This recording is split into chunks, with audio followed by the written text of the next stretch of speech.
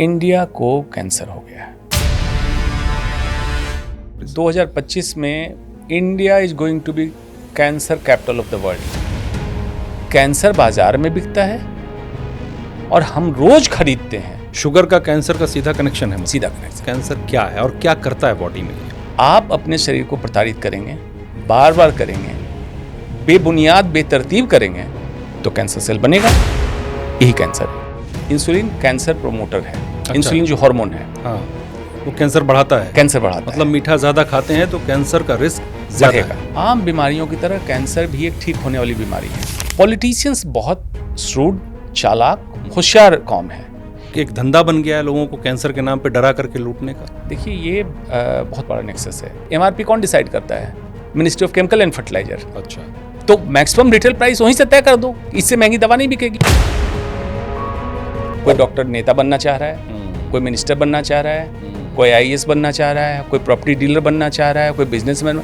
Doctor रह लो। Cancer की diagnosis जब हो तो पैनिक ना करें, घबरा ना जाएं। डॉक्टर पर ट्रस्ट करें, लेकिन ब्लाइंड ट्रस्ट ना करें। क्या मेडिकल जैसी सेंसिटिव फील्ड में आरक्षण होना चाहिए? क्या किसी की जान से खिलवाड़ नहीं है ये? जैसे डिफेंस में, डीआरडीओ में आरक्षण नहीं आपने दिया है, एक्सटर्नल सिक्योरिटी थ्रेट है। मेडिकल में भी आरक्षण नहीं होना चाहिए। नवजोत सिंह सिद्धू की उनकी पत्नी को कैंसर था, उन्होंने हल्दी, नींबू पानी इस्तेमाल किया और 40 दिन में कैंसर रिवर्स हो गया। सारे सच कह दूंगा, ये उसने छुपा लिया।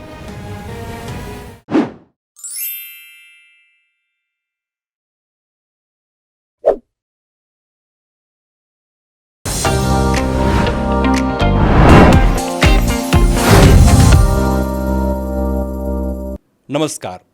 आज हम जिस मुद्दे पे बात करेंगे वो देश ही नहीं दुनिया के लिए बहुत बड़ा मुद्दा है। हम बात करेंगे कैंसर की, एक ऐसी बीमारी जिसके होते ही परिवार, समाज सब पूरा टूट जाता है। इंसान जिसको पता पड़ता है कि उसको कैंसर हो गया तो वो हर तरह से निराश हो जाता है। उसको लगता है कि उसका जीवन खत्म हो गया, क्योंकि इस बीमारी का डर ही ऐसा है।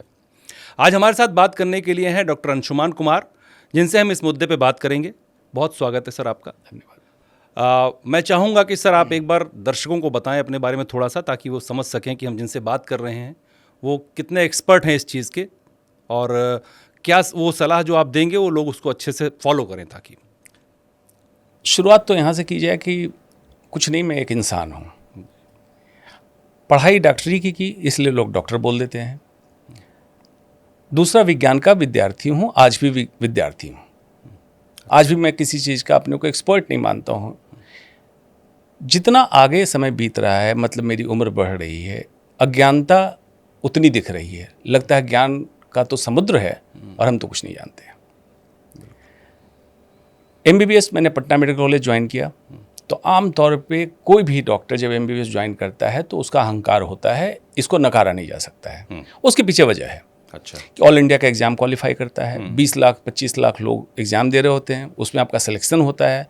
गवर्नमेंट कॉलेज में, स्टेट के टॉप कॉलेज में एडमिशन होता है, तो थोड़ा सा अहंकार आता है। हाँ। किताबें आपकी मोटी मोटी होती हैं, 4000 5000 पढ़ने की एक किताब, जिसको रख के अगर सीने पे सो जाएं तो शायद दम घुट जाए और उसको रख के सोने की आदत डॉक्टरों को हो जाती है जी। तो अहंकार पनपता है। लेकिन जब यात्रा आगे बढ़ी तो ऑल इंडिया से फिर मैंने एमएस सर्जरी ज्वाइन किया अलीगढ़ मुस्लिम यूनिवर्सिटी। अच्छा। तब पता चला कि मैं जो सोच रहा था बहुत जानता हूँ, ये तो कुछ भी नहीं जानता हूँ। अब तो नई चीज़ सीखनी है, तो फिर सर्जरी सीखी।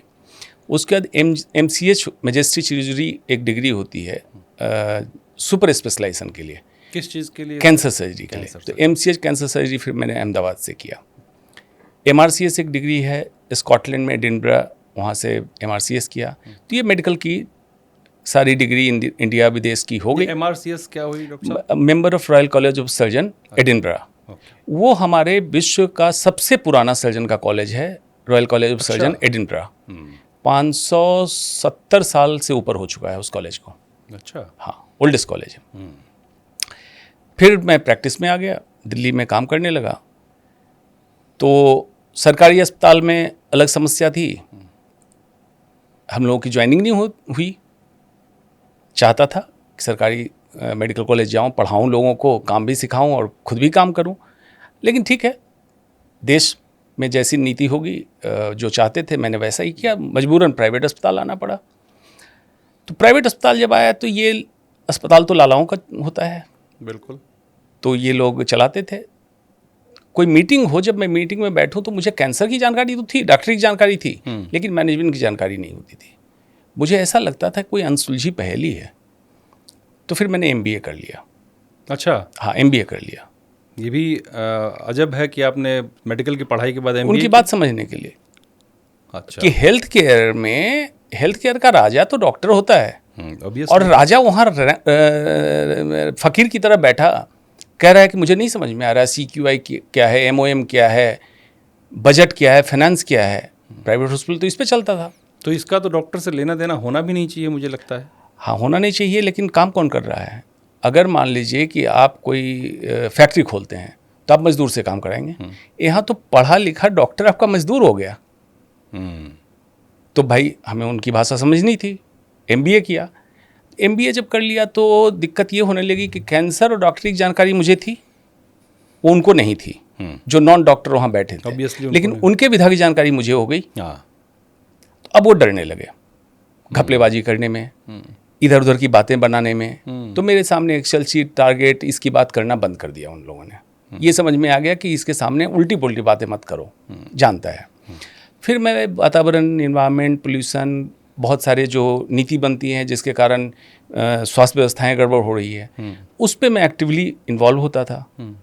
तो मैं जब वकील को समझाऊं कि ड्राफ्टिंग ऐसे करो, तो मुझे लॉ नहीं पता, उनको मेडिकल नहीं पता, तो फिर मैंने LLB कर लिया। वाह, चौधरी चरण सिंह यूनिवर्सिटी से LLB भी किया। मुझे काफ़ी अच्छा लगा। जब संविधान की पढ़ाई की, CRPC, IPC जो बदल गया है, अब तो BNS न्याय हो गया, संहिता, भारत न्याय हाँ संहिता। बिल्कुल, तो अच्छा लगा।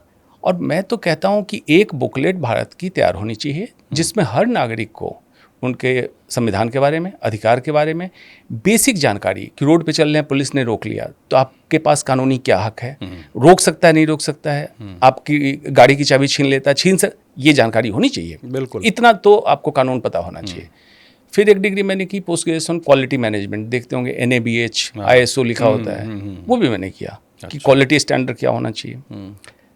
फिर जब पब्लिक प्रोग्राम में कभी बोलता था योग के बारे में तो लोगों को ऑब्जेक्शन ये होता, तो आप तो योग के स्पेशलिस्ट नहीं हैं। तो फिर BHU वाराणसी से, मालवीय भवन से मैंने योग में डिग्री कर ली। अच्छा, योगा भी किया आपने? योगा मैं करता था, ये मेरे प्रैक्टिस का हिस्सा था। मतलब सर्टिफाइड एक डिग्री की सर्टिफाइड मैंने डिग्री कर ली। अष्टांग योग का विद्यार्थी अपने को मानता हूँ बचपन से, और अभी भी विद्यार्थी हूँ। अष्टांग योग में सीखने को सच में बहुत सारी चीज़ें हैं जो हिंदुस्तान में कुछ लोग अच्छा कर रहे हैं, विदेशी लोग हमारे यहाँ से सीख के अष्टांग योग पे बड़ा अच्छा काम कर रहे हैं। और अच्छी अच्छी किताबें लिखी गई है, जो कि बहुत महंगी किताबें लिखी गई है। सिर्फ उन्होंने उस तथ्य को मेडिकल साइंस से जोड़ते हुए लिखा है कि ये मेडिकल साइंस से कैसे हो रहा है, अगर जांच करेंगे तो क्या दिखेगा। आज मॉडर्न ज़माने में हिट हो रही है किताबें, हिट हो रही है, और सब उसका जो है कॉपीराइट करवा के क्या करके कॉपीराइट का। डेविड क्लटर करके एक एनाटॉमी का प्रोफेसर है, डॉक्टर है अमेरिका का, उसने किताब लिखी एनाटॉमी ऑफ हठ योगा। अच्छा। कैरोलिन मिस एक जर्नलिस्ट है US में, उसकी बेस्ट सेलिंग बुक गई। उसने कुंडलिनी पे किताब लिखी, इंट्यूटिव हमारे जर्नलिस्ट। यहाँ सब इतना कुंडलनी, यहाँ से सीख के गए योग, लोग, सब, हाँ। यहाँ से सीख के गए, और हम उसको नहीं पहचान पाए, अपनी बिल्कुल। चीज़ों को भुला दिया स्टिक हमने। सेवर्सन स्वीडन का लड़का है, अंडर वाटर -0 में स्विमिंग करता है। अच्छा। अपना रिकॉर्ड खुद ब्रेक कर रहा है 7 साल से। अभी 25 मिनट 7 सेकंड का रिकॉर्ड हो गया, without oxygen under water swimming करता है इतनी देर तक। तो वो इंडिया से आके अष्टांग योग सीख के गया, और उसने किताब लिखी ब्रेदियोलॉजी, अच्छा। मतलब सांस का विज्ञान। तो बेसिकली प्राणायाम, ठीक। कोलंबिया यूनिवर्सिटी का टीचर है वैदिक साइंस का, एडवर्ड, इंडिया के वैदिक साइंस सीखा, कोलंबिया यूनिवर्सिटी में पढ़ाता है, highest paid teacher of Columbia विश्वविद्यालय। अब चलिए, हिरोशी मोटोयामा मुंगेर योग विश्वविद्यालय में आके उसने सीखा अष्टांग योग। जापान में जाकर किताब लिखी, पावर ऑफ चक्रा, और वो किताब 1,58,000 रुपये की बिकती है। 1,58,000 रुपये की किताब? एक किताब 250 पन्ने की। तो मतलब मैंने तो आज से इतनी महंगी किताब नहीं सुनी किसी भी आज तक। उसने क्या किया कि योग को सच में आत्मसात किया, और उसके बाद MRI, EEG, ECG करके डॉक्यूमेंट किया कि ये करने से ये हो रहा है, उसका इम्पैक्ट दिख रहा है। और ये इम्पैक्ट अगर मुझ में दिख रहा है तो आप अगर ऐसे ही करोगे आप में दिखेगा। हम भारतीय कहाँ पिछड़ रहे हैं, बात समझने की है। मॉडर्न मेडिसिन का कहेगा बाकी सब बेकार, दूसरे कहेंगे कि आयुर्वेद या योग वाले की सिर्फ यही सच है, बाकी सब बेकार। कोई भी इंटीग्रेट करने को तैयार नहीं। नहीं एक विधा वाले दूसरी विधा को गाली दे रहे हैं। सब खुद को सुपरमेसी साबित करने के लिए। सुप्रीम हो नहीं सकते हैं। Human body not made by human. तो आप इस पे कहाँ से काबू पालेंगे? सही बात। आप हर विधाओं से अच्छी चीज़ों को मिलाते जाएं, तब जाके कहीं उस पॉइंट पे पहुंचेंगे जो करीब पहुंचेंगे परफेक्शन के। परफेक्शन कभी नहीं आएगी, करीब पहुंच सकते हैं जी। यही ज़रूरत है कि सब लोग अपनी ईगो छोड़ें, एक दूसरे से मिलें, और तब जाके भारत सच में विश्वगुरु बनेगा। अदर भी विश्वगुरु नहीं बनेगा। नालंदा विश्वविद्यालय, विक्रमशिला, 5 स्टूडेंट पे एक टीचर हुआ करते थे पहले। आज हम पूरे विश्व के टॉप 100 यूनिवर्सिटी में नहीं हैं भारत वाले, एक भी यूनिवर्सिटी। और उस समय लोग विदेशों से हमारे यहाँ पढ़ने आते थे। तक्षशिला आते थे, नालंदा आते थे, विक्रमशिला आते थे। बिल्कुल। हाँ। रेट्रोग्रेड जब देखिएगा, नालंदा विश्वविद्यालय का खंडहर किसने ढूंढा? विदेशी पढ़ाई कर रहे थे, चाइनीज लिटरेचर पढ़ रहे थे, चाइनीज लिटरेचर कनेक्शन मिला कि यहाँ भारत में कुछ कुछ है। जब आए तो वहाँ बसावट थी, किसी को नहीं पता था। वो भी हम लोगों को नहीं पता था। हमें चाहिए कि ईगो छोड़ के पुरानी चीज और नई चीज सबको मिलानी है। ये नहीं करना है पुरानी जो कहेगा तो कहेगा सिर्फ पुरानी अच्छी, नई सब बेकार, ऐसा नहीं है। सामंजस्य बिठाना पड़ेगा। पश्चिमी सभ्यता में विज्ञान आगे है, हमें उनका विज्ञान लेना चाहिए। भारत में आत्मज्ञान, परम ज्ञान, आत्म साधना ये आगे है। इन दोनों को मिलाइए, तब आत्मक्रांति होगी, तब हम कहीं विश्वगुरु बनेंगे। इस सामंजस्य को समझने की जरूरत है। लोग समझ नहीं पा रहे हैं, लड़ाई में अपने आप को खराब कर रहे हैं। मैं डॉक्टर साहब बात करना चाह रहा था, आजकल एक बहुत चर्चित है मामला नवजोत सिंह सिद्धू का। अब उन्होंने एक कोई रील उनकी वायरल हुई और कहा कि उनकी पत्नी को कैंसर था। उन्होंने हल्दी, नींबू पानी और नीम के पत्ते और एप्पल साइडर विनेगर इस्तेमाल किया और 40 दिन में कैंसर रिवर्स हो गया। ये क्या ऐसा संभव है? ये क्या जो चल रहा है, इसका सच क्या है? देखिए, आंशिक रूप से सिद्धू ने जितनी बातें कही, आंशिक रूप से उसमें कुछ बातें सही हैं, लेकिन सारी बातें सही नहीं हैं। सिद्धू ने क्या किया, जैसे कहा जाता है जो भी कहूँगा सच कहूँगा, सच के सिवा कुछ नहीं कहूँगा, यहाँ तक तो ठीक किया, लेकिन सारे सच कह दूंगा ये उसने छुपा लिया। अच्छा। हाँ, तो इसका सच क्या है? हाँ, उनकी पत्नी भी डॉक्टर हैं, ब्रेस्ट कैंसर हुआ। उन्हीं के एक कंप्लीट वीडियो में उन्होंने बताया है, जिसको कट करके रील जो वायरल किया गया उसमें उसको हटा दिया गया, कि कैंसर हुआ, पहले सर्जरी हुई, कीमोथेरेपी हुई, और उसके बाद रेडिएशन किसी कारणवश फैमिली में कुछ फंक्शन था, मिस हो गया, कैंसर रिलैप्स हुआ, फिर सर्जरी हुई, दवाइयाँ लगी। उस बार रिलैप्स के बाद सिद्धू ने जो बात कही है वो सच है कि रिसर्च पेपर उठा के पढ़े, उसमें जो जो उनको पता चला वो उसका पालन किया। मेन ट्रीटमेंट चलने के साथ साथ, सर्जरी और कीमोथेरेपी के साथ साथ, जिसमें उन्होंने एक कहा ग्लूकोज, शुगर, मीठी चीज़ बंद कर दी। बिल्कुल ठीक है। इंसुलिन स्पाइक, जब भी हम मीठा खाते हैं इंसुलिन स्पाइक होता है। इंसुलिन मोटापा बढ़ाता है, इंसुलिन कैंसर प्रोमोटर है। अच्छा। इंसुलिन जो हार्मोन है, हाँ, वो कैंसर बढ़ाता है। मतलब मीठा ज़्यादा खाते हैं तो कैंसर का रिस्क ज़्यादा है। हाँ। ठीक, तो आइडियली तो मीठा सबको अवॉइड करना है। दूसरा, फिर उन्होंने कहा Apple cider vinegar. Apple cider vinegar खाने के पहले अगर हम लेते हैं 10 मिनट पहले, तो जो हम खा रहे हैं उसमें जो भी शुगर की मात्रा है उसका एब्जॉर्प्शन डिले करता है। ओके। एक फ्रेंच लेडी है, अच्छी न्यूट्रिशनिस्ट है, उसने किताब लिखा ग्लूकोज रिवोल्यूशन। अच्छा। जो दर्शक पढ़ना चाहते हैं पढ़ें। उसमें उसने डाइट प्लान बताया है, जिसमें कहा है पहले फाइबर खाओ, मतलब पहले सब्जियां खा लो, फिर एप्पल साइडर विनेगर ले लो, तो एब्जॉर्प्शन को कम कर देगा। फिर प्रोटीन लो, फैट लो, फिर कार्ब अगर लेना है कॉम्प्लेक्स कार्ब लो, मतलब क्लासिकल चावल जो भारत में जिसको आज सोकल ब्राउन राइस बोल रहे हैं। हाँ। आटा लो तो गेहूं का पिसा हुआ चोकर सहित लो, फाइबर के साथ जाए, तो ये कहा है। तो एप्पल साइडर विनेगर बिल्कुल सही है। ठीक है। हल्दी, मेरा ही इंटरनेशनल पेपर पब्लिश है, P53 हाइपरमिथाइलेशन एक प्रोसेस है सेल के अंदर, जिसके कारण कैंसर बढ़ता है। इसको हल्दी रिवर्स कर देती है। ये आम भाषा में अगर हम दर्शकों को समझाना चाहें, जो आपने टर्म यूज़ की, P53 हाइपरमिथाइलेशन डीएनए जो सेल के अंदर है, जो हमारा सारा जेनेटिक इन्फॉर्मेशन रखता है, जिसकी गड़बड़ी से कैंसर होता है। अच्छा। उस डीएनए में एक बदलाव होता है। P53, P4 पटियाला 53, ये एक जीन है। अच्छा। हमारे शरीर के अंदर ये जीन, इसको हम कहते हैं मॉलिक्यूलर पुलिसमैन, मतलब मॉलिक्यूल हमारे अणु के स्तर पे ये पुलिस का काम करता है। कैसे? ये पूरे शरीर में घूमता रहता है, कहीं भी शरीर में कोई एबनॉर्मली आए, कोई भी असामान्यता पकड़ लेता है, उसको किल कर देता है, मार देता है। अच्छा, मतलब गश्त करता रहता है, गश्त पुलिस करता है, घूमती रहती है। बिल्कुल पेट्रोलिंग कर रहा है, पेट्रोलिंग करता बॉडी में, पूरे बॉडी में। हाँ। अब यही हाइपरमिथाइलेशन, इसकी गड़बड़ी हो जाए, इसको हल्दी रिवर्स करती है, वापस नॉर्मल जीन में बनाती है। तो हमारे यहाँ तो पहले से कहा जाता है कि हल्दी एंटीबायोटिक है। अब देखिए आयुर्वेद में धन्वंतरी, सुश्रुत, चरक, बागभट सब तो यही थे। बिल्कुल यही थे। वो भी अपने समय के वैज्ञानिक थे। हाँ। अब उन्होंने बातें लिखी, लेकिन उस समय लेबोरेटरी नहीं थी, साइंस नहीं था, तो जितनी बातें थी उन्होंने लिखी। अब बाद में आयुर्वेद के डिग्रीधारी वैद्य कहाँ सोए हुए हैं?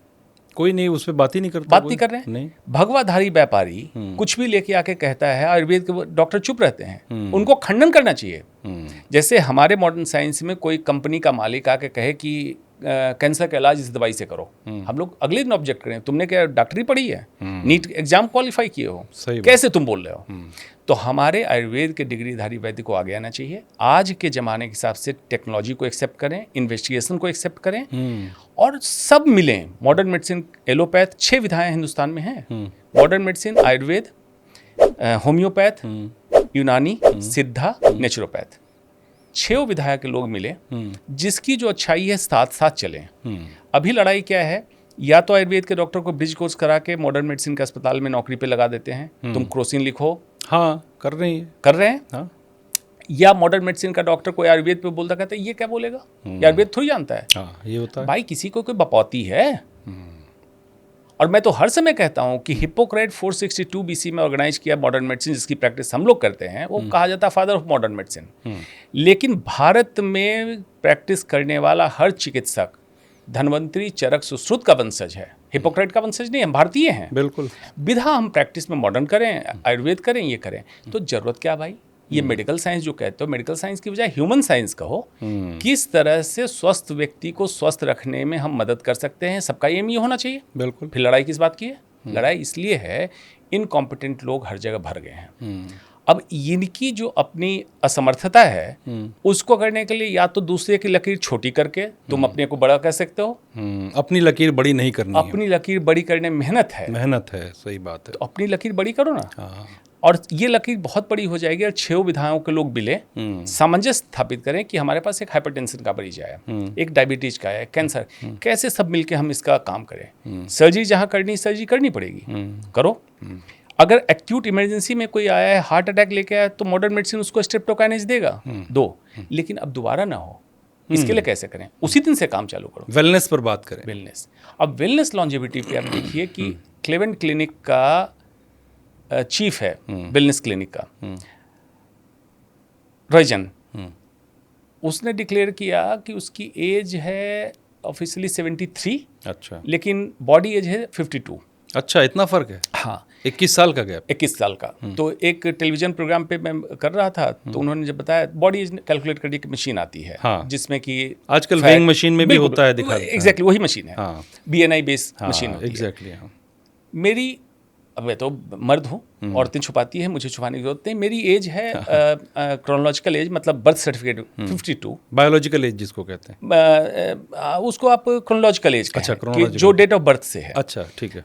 और जो बायोलॉजिकल एज है, मतलब बॉडी फिटनेस से मैं क्या हूँ, ऑर्गन्स की जो स्थिति है, जो कंडीशन है, विसरल फैट सारा मिला के, तो मेरी एज है 31। 31 है? 31। ये तो बहुत ये कमाल की चीज़।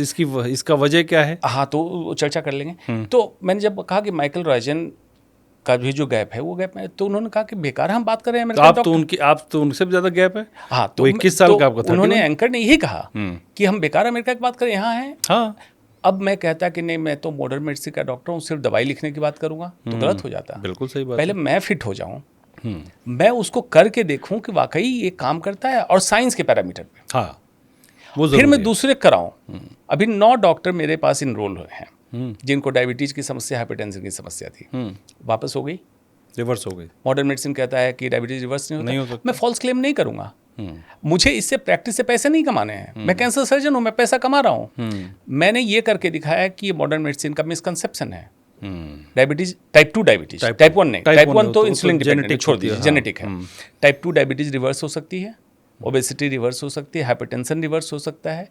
कैंसर का ट्रीटमेंट आपने करा दिया, कैंसर रिलैप्स ना हो, इसके लिए अगर उनके भी लाइफस्टाइल में चेंजेस करें तो कैंसर दोबारा नहीं आएगा। या कैंसर प्रिवेंशन पे आपके लाइफस्टाइल मॉडिफिकेशन का बहुत बड़ा रोल है, ये सब रिवर्सल कर सकते हैं, इसकी ज़रूरत है।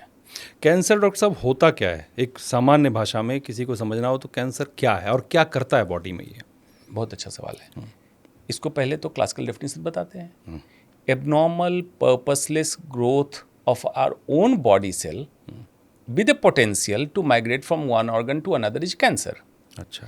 असामान्य उद्देश्य विहीन बेतरतीब शरीर की अपनी कोशिकाओं का वृद्धि होना और इसमें अमरण क्षमता के साथ साथ एक अंग से दूसरे अंग में जाने की क्षमता आ जाए, यही कैंसर है। अच्छा। मतलब हो सकता है कोई कारण बाहर से आया हो, लेकिन कोशिकाएं अपने शरीर के अंदर थी। अब साधारण भाषा इसको करते हैं। दिल्ली की आबादी 3 करोड़। अब मान लीजिए 3 करोड़ लोग, हम लोग बिल्कुल लॉ एंड ऑर्डर मानते हैं, सिविलाइज्ड हैं, मिलजुल के रह रहे हैं। ये हमारा होल ह्यूमन बॉडी है, 30 ट्रिलियन सेल्स साथ में रह रहे हैं।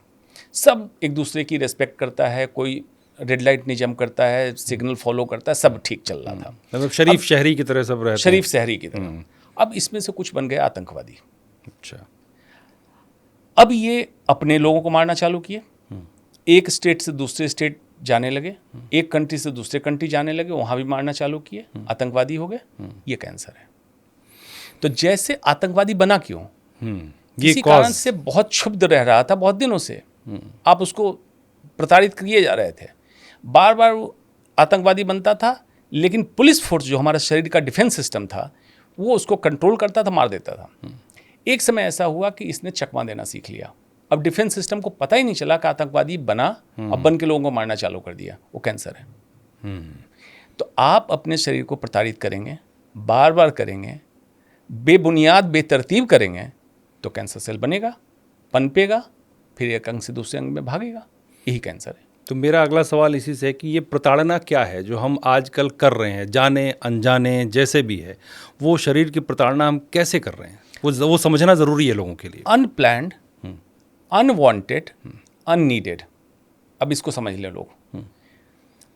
बिना किसी प्लानिंग के जो चीज़ आप करते हैं, एक अनवांटेड जिसकी आपको ज़रूरत नहीं है, अननीडेड जिसके शरीर को ज़रूरत नहीं है, जिसमें क्या है, बैक टू बेसिक्स आ जाइए। नेचुरल इवोल्यूशन में इंसान क्या था, हंटेरियन कल्चर में था, शिकार करने जाता था, शिकार करके आता था, जो भी मिलता था खाता था। फिर एग्रीगेरियन सोसाइटी आई, जब रिवर सिविलाइजेशन हुआ, सिंचाई की व्यवस्था हुई, तो हम लोग हमारे पूर्वज अनाज उपजाने लगे। तो हमारी ज़रूरत कितनी थी, सर्कैडियन रिदम के हिसाब से सूरज उगता था, हम जगते थे, सूरज डूबने के साथ साथ खाना खत्म होता तो सो जाते थे। प्लांट बेस्ड फूड ज़्यादा खाते थे, कुछ नॉनवेज भी खाते थे, यही था। बिल्कुल। अनप्लैंड अर्बनाइजेशन में क्या हुआ, पेड़ पौधे जलाशय पहाड़ सब काट दिया आपने, कार्बन फुटप्रिंट जनरेशन हमने बढ़ा दिया, प्रदूषण बढ़ा। अब सब लोग एग्रीकल्चर कर नहीं रहे हैं, तो क्या किया कि packet food, processed food, ultra processed food, यही लाइफ का मेन हिस्सा बन गया। अब दर्शक जो सुन रहे हैं जरा ध्यान करें, आपकी दिनचर्या कैसे शुरू हो रही है, दूध वाली चाय चीनी के साथ, मेंटल मील, न्यूज़पेपर में सब डराने वाली इन्फॉर्मेशन, मेंटल तनाव, उसके बाद ब्रेड, आपके यहाँ अल्ट्रा प्रोसेस, क्या घर में रोटी नहीं बन सकती थी, पराठे नहीं बन सकते थे, किस लिए खाए ब्रेड भाई, सॉसेज, प्रोसेस्ड फ्रोजन फूड, उसको गर्म करके किस लिए खा रहे हो, नेचुरल खाना खाते। यहाँ से लेते हो जब देखिएगा तो मेंटल फिजिकल लेवल पे हम सिर्फ अपने आप को प्रताड़ित करते हैं। अगर मैं कहूँ कि कैंसर बाजार में बिकता है और हम रोज खरीदते हैं, अतिशयोक्ति नहीं है। सिर्फ आपको समझने की जरूरत थोड़ी देर के लिए, जब आप स्लो डाउन करेंगे तभी आप समझ पाएंगे। आज इंसान इतनी अफरा तफरी में भाग रहा है कि उसको समझने की फुर्सत नहीं है। स्लो डाउन करें, सचेतन की अवस्था में है और अपनी दिनचर्या को एनालाइज करें, तब आपको पता चला कि 70-80% चीज़ें बेजरूरत कर रहे हैं। कैंसर के लिए डॉक्टर साहब ये भी कहा जाता है कि अगर किसी फैमिली में डायग्नोस हो गया तो पहले तो उस मरीज़ की ऐसी मनोदशा हो जाती है कि उसको लगता है कि अब मैं कल मर जाऊंगा। पूरा परिवार जो हो जाता है परेशान, सब सोच करके कि इलाज कैसे होगा, आर्थिक चीज़ें और शारीरिक परेशानियां। तो क्या ऐसा होता है कि कैंसर हो गया तो मतलब सब कुछ ख़त्म?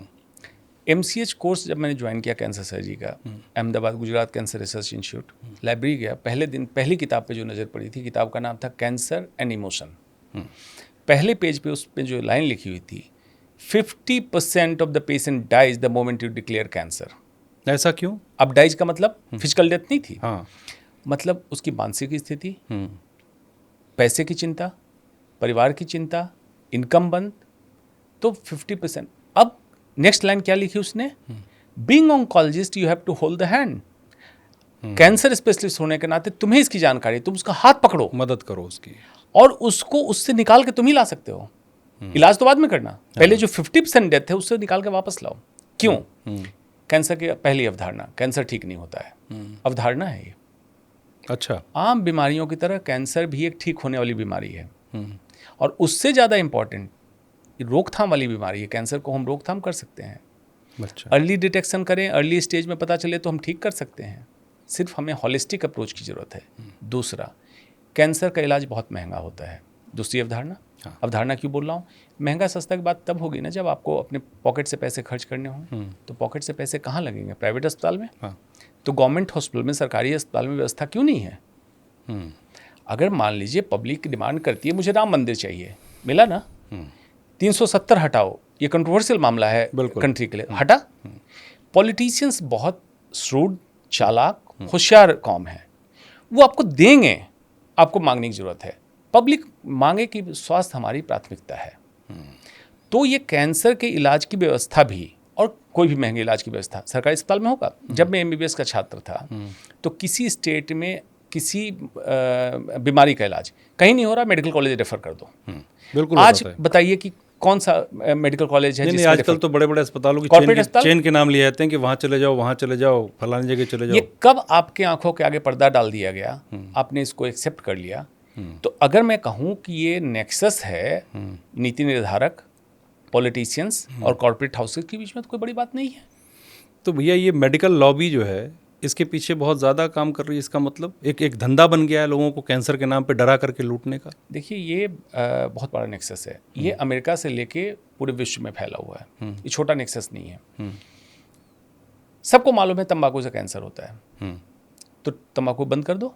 एक बार हम लोगों ने कैंपेन किया तो ऑटो के पीछे एक किसान का फोटो लगा के लोगों ने कर दिया कि हम मर जाएंगे। तो मैंने तब भी कहा कि ये तंबाकू उत्पाद वाले किसान के पास इतनी फुर्सत है, इतने पैसे हैं जो वो ये बनाएगा। ये टोबैको लॉबी ने बनाया। जिस खेत में तंबाकू की खेती हो उस खेत में दलहन की खेती बहुत अच्छी हो जाएगी, किसान तो दलहन उपजा लेगा, उससे महंगा बेचेगा। हाँ। लेकिन टोबैको लॉबी नहीं चाहती है, और सरकार इसलिए नहीं चाहती है। एक बार टोनी ब्लेयर UK के प्राइम मिनिस्टर बने तो उनके दोस्त, अच्छे दोस्त कुछ डॉक्टर थे, तो उन्होंने कहा यार तुम स्मोकिंग सिगरेट बैन कर दो। बैन किया, सरकार गिरने की नौबत आ गई। उन्होंने बैन बॉक्स लिया। ये पूरे कंट्री में है। चलिए, प्रोसेस्ड अल्ट्रा प्रोसेस्ड फूड, जितने पैक्ड फूड आ रहे हैं, क्या इस सरकार में बैठे लोगों को पता नहीं है कि ये मोटापा, डायबिटीज, कैंसर, हाइपरटेंशन के पीछे की वजह है? क्यों इसको प्रमोट किया जा रहा है? चलिए, इलाज की सुविधा, बिग फार्मा इंडस्ट्री ये डिसाइड करती है मेडिकल क्यूरिकुलम, मतलब मेडिकल में क्या पढ़ाया जाए। अच्छा, ये डिसाइड करते हैं? ये डिसाइड करती है अमेरिका में। अमेरिका का मेडिकल क्यूरिकुलम तय होता है, पूरे विश्व में मॉडर्न मेडिसिन पढ़ने वाले उसको फॉलो करते हैं। हमारे यहाँ भी सब जगह किताबें हमारी अमेरिकन होती है। अच्छा। तो उसमें क्या पढ़ाया जाता है? डॉक्टर बन रहे हो, दवा लिखने के लिए एजेंट बना रहा हूँ तुमको, ये सीख लो। अच्छा, सिंपल सा फंडा। सिंपल सा फंडा। जबकि देखिए विज्ञान ने कितना अच्छा किया, हमारे मॉडर्न मेडिसिन ने चमत्कार किया है, कोई दो मत नहीं इसमें। एंटीबायोटिक का शोध, कई वैक्सीन का शोध, कई टेक्नोलॉजी से सर्जरी होती है उसका शोध, वाकई अच्छा किया। साइंस ने अच्छा काम किया था। लेकिन ये बिजनेस लॉबी जो घुस गई, लॉबी घुसी, उसने कहा कि बहुत अच्छा है यार, अगर हम इंडस्ट्री चलाते हैं, 4th ग्रेड को हैंडल करना पड़ता है, इसमें पढ़े लिखे डॉक्टरों को हैंडल करना है। वो हमारे लिए दवाई लिखेगा, वो हमारे लिए टारगेट अचीव करेगा, उसके बल्ले हो गए। तो क्या सरकार को नहीं पता है? अब सरकार नाटक क्या करेगी? हमने डॉक्टरों का कॉन्फ्रेंस स्पॉन्सर करने पे बैन लगा दिया। किसको बेवकूफ़ बनाते हो यार? तुम्हें बैन लगाने की क्या जरूरत है? MRP कौन डिसाइड करता है? Ministry of chemical and fertiliser. अच्छा, तो मैक्सिमम रिटेल प्राइस वहीं से तय कर दो, इससे महंगी दवा नहीं बिकेगी। न महंगी दवा बिकेगी, मतलब MRP ना हाई होगा, न डॉक्टर अस्पताल को मुनाफा मिलेगा। बेतरतीब मुनाफा बेतरतीब मुनाफा जो मिलता है नहीं मिलेगा। तो ये चीप पॉपुलस थियरी एक होती है, पॉलिटिशियन बहुत अपनाते हैं कि किस चीप थियरी से प्रोपेगेंडा हो और हमारा वोट बैंक बन जाए। लेकिन डॉक्टरों को चाहिए डिकोड करके समझाएं। तो डॉक्टर, तो मैं देख रहा हूँ कि आप पहले डॉक्टर हैं जो इस तरह की बातें कर रहे हैं, लोगों को जागरूक करने वाली, लोगों को समझाने वाली इन चीज़ों को, तो इसमें कहीं ना कहीं डॉक्टर्स भी मिले हुए हैं इस पूरी लॉबी में, साथ में शामिल हैं सब। देखिए डॉक्टर का क्या है, मैं कुछ एक्स्ट्रा काम नहीं कर रहा हूँ धर्मेंद्र भाई। डॉक्टर वर्ड जो निकला था डॉसियर, लैटिन वर्ड से निकला था, जिसका मतलब है टीचर, शिक्षक।